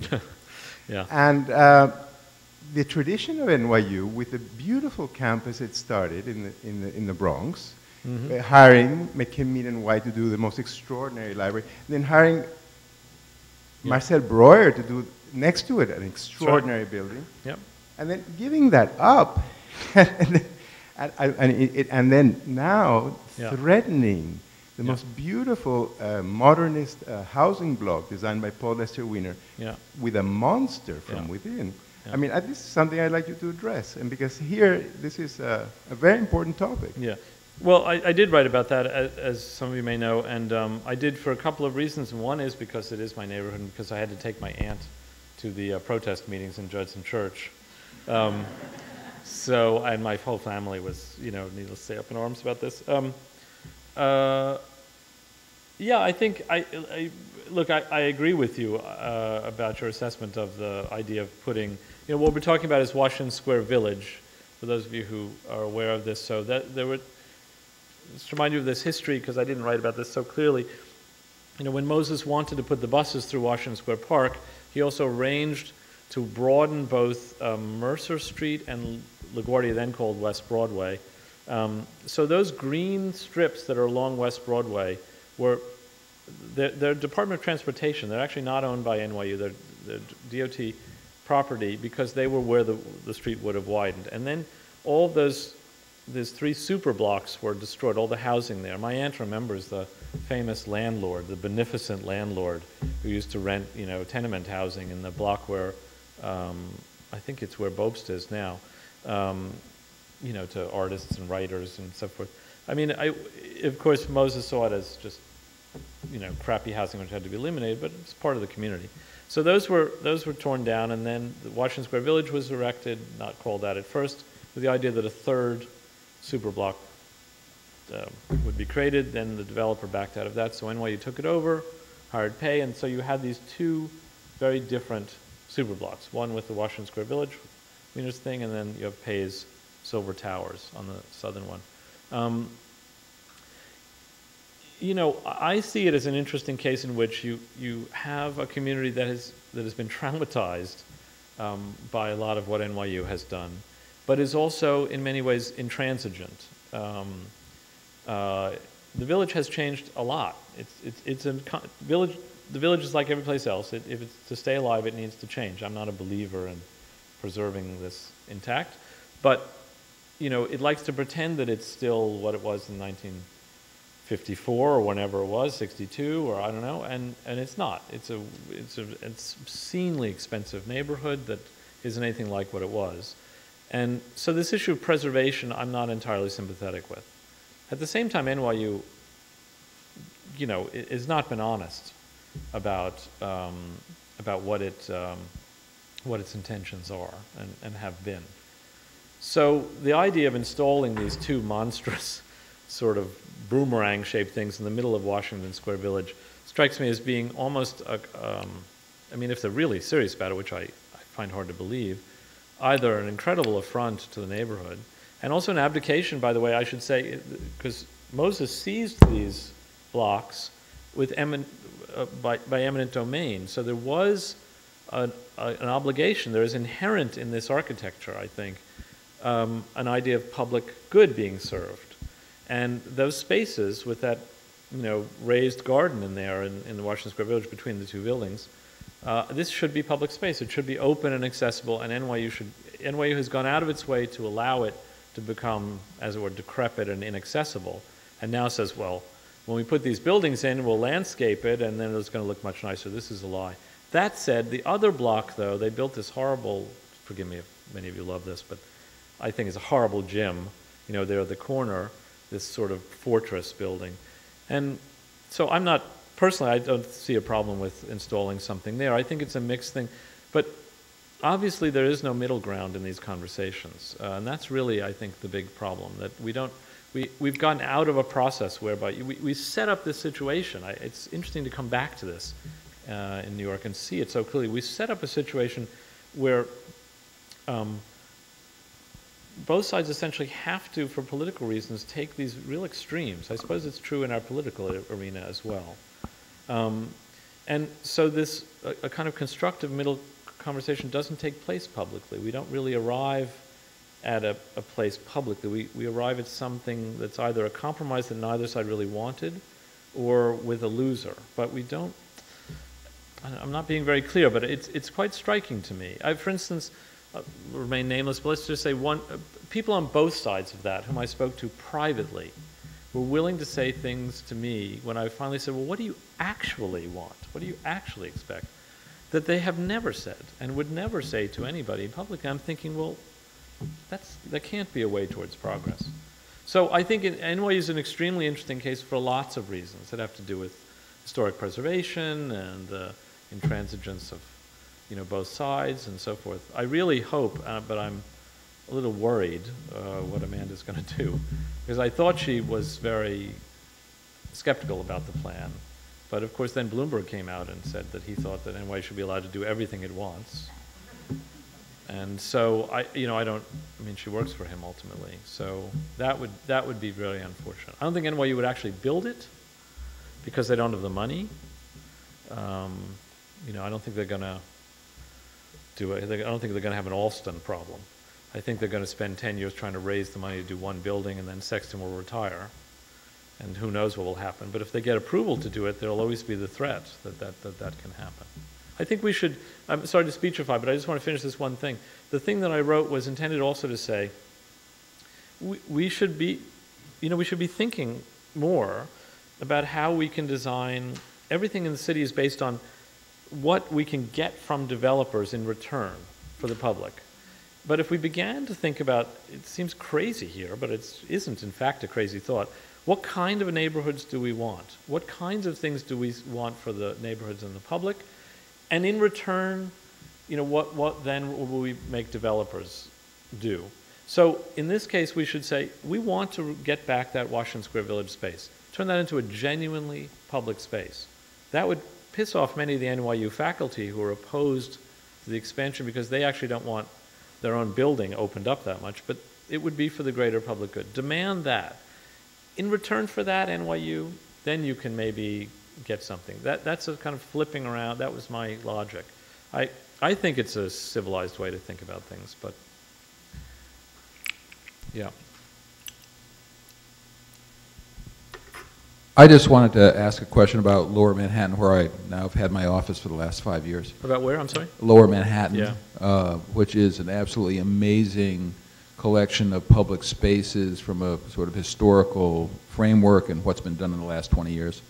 And while you still have the waterfront being developed, redeveloped, reinvented as a completely open and public space, the effect of Occupy Wall Street, as one who's down there, is only one piece of a puzzle of all manner of occupation of public space, from the wonderful pedestrian zone around the stock exchange, enforced by federal employees with automatic weapons and cameras all over the place, to the World Trade Center public spaces, which hold this promise of being this new open public plaza, but I think is in doubt whether they will in fact ever be opened to access to the public.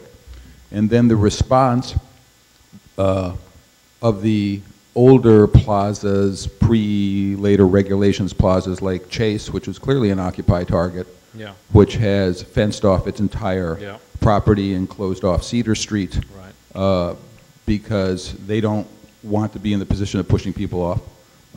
That we are, in fact, in a very interesting dynamic in which the effect of Occupy is just one other aspect of both open but highly supervised, highly scrutinized, cameraed, observed public spaces in Lower Manhattan. And I just, I'm still wrestling with what this all means, but I would just be curious as your No, of course, this is absolutely true. Impressions. And, yeah, no, it's absolutely right. I mean, the issue of being monitors is, of course, a complex one, and is not at all unrelated to this. But what is our public? What kind of privacy can we expect in a public place? This is one very large issue. But I think you're absolutely right. I mean, it is inevitable that if a subject is suddenly presented publicly and is out there, that there will be a reaction. So, I mean, what I meant is true, that the reaction, the official reaction to Occupy is to rewrite the laws by which we can use public space. I mean, the FAR stuff that has turned into gigantic buildings, the amount that has been given up essentially by the public to get these, public POPs is just incredible. And they are often closed. They are often closed off, and they're going to increasingly be. It's a question now of real vigilance, and I think Lower Manhattan is a great place to talk about this, because I couldn't agree more that the area around the World Trade Center is going to be much less of a public space than was claimed. I mean, it's an interesting problem there, right? Because potentially you have the redevelopment or reorientation, let's say, of Battery Park City, which has always turned its ass to the rest of the city. It's possible maybe to find a way to reconnect across West Street. And then you could have the area around the former World Trade Center. Well, now the World Trade Center. And then all the way, as you say, to the river with a new development along the river. You could have this really interesting new network of public spaces. But each of them is very tenuous, and it's not clear that any of them are actually being, are going to end up being truly public spaces. I'm particularly worried, as you are too, obviously, by the World Trade Center, because so much of it now, the idea, I think, of restoring the city grid was great, but now cars won't be allowed on this, and there's going to obviously be limitations to traffic. I think it's you raise a very good subject. I don't have an answer to it. But I do think that one of the virtues of the Occupy thing was to move this from some obscure corner of the architectural conversation into the central part of the public conversation about, the relationship of the public to the city. I mean, I hope that the conversation therefore doesn't die with the Occupy movement. So I think it's obvious why this was an inspired choice of speaker, and I would thank Michael very much. Pleasure. Thanks. What I don't know, since the Alumni Association is in charge, whether or not we're having a break. 10-minute break for caffeine, and then we come back to the first panel to be chaired by Vishaan Chakrabarti. Is Vishaan here? No. Probably lurking. Say hello. I hope that was okay. It's great. Okay. Super good. So you made the trip to Columbia? I did, yeah. I have to write about it now. That's the much harder, that's the much harder part. It was interesting. Did the easy part. Really interesting, though, to see how some of you go to see as a great success turns into a great calamity.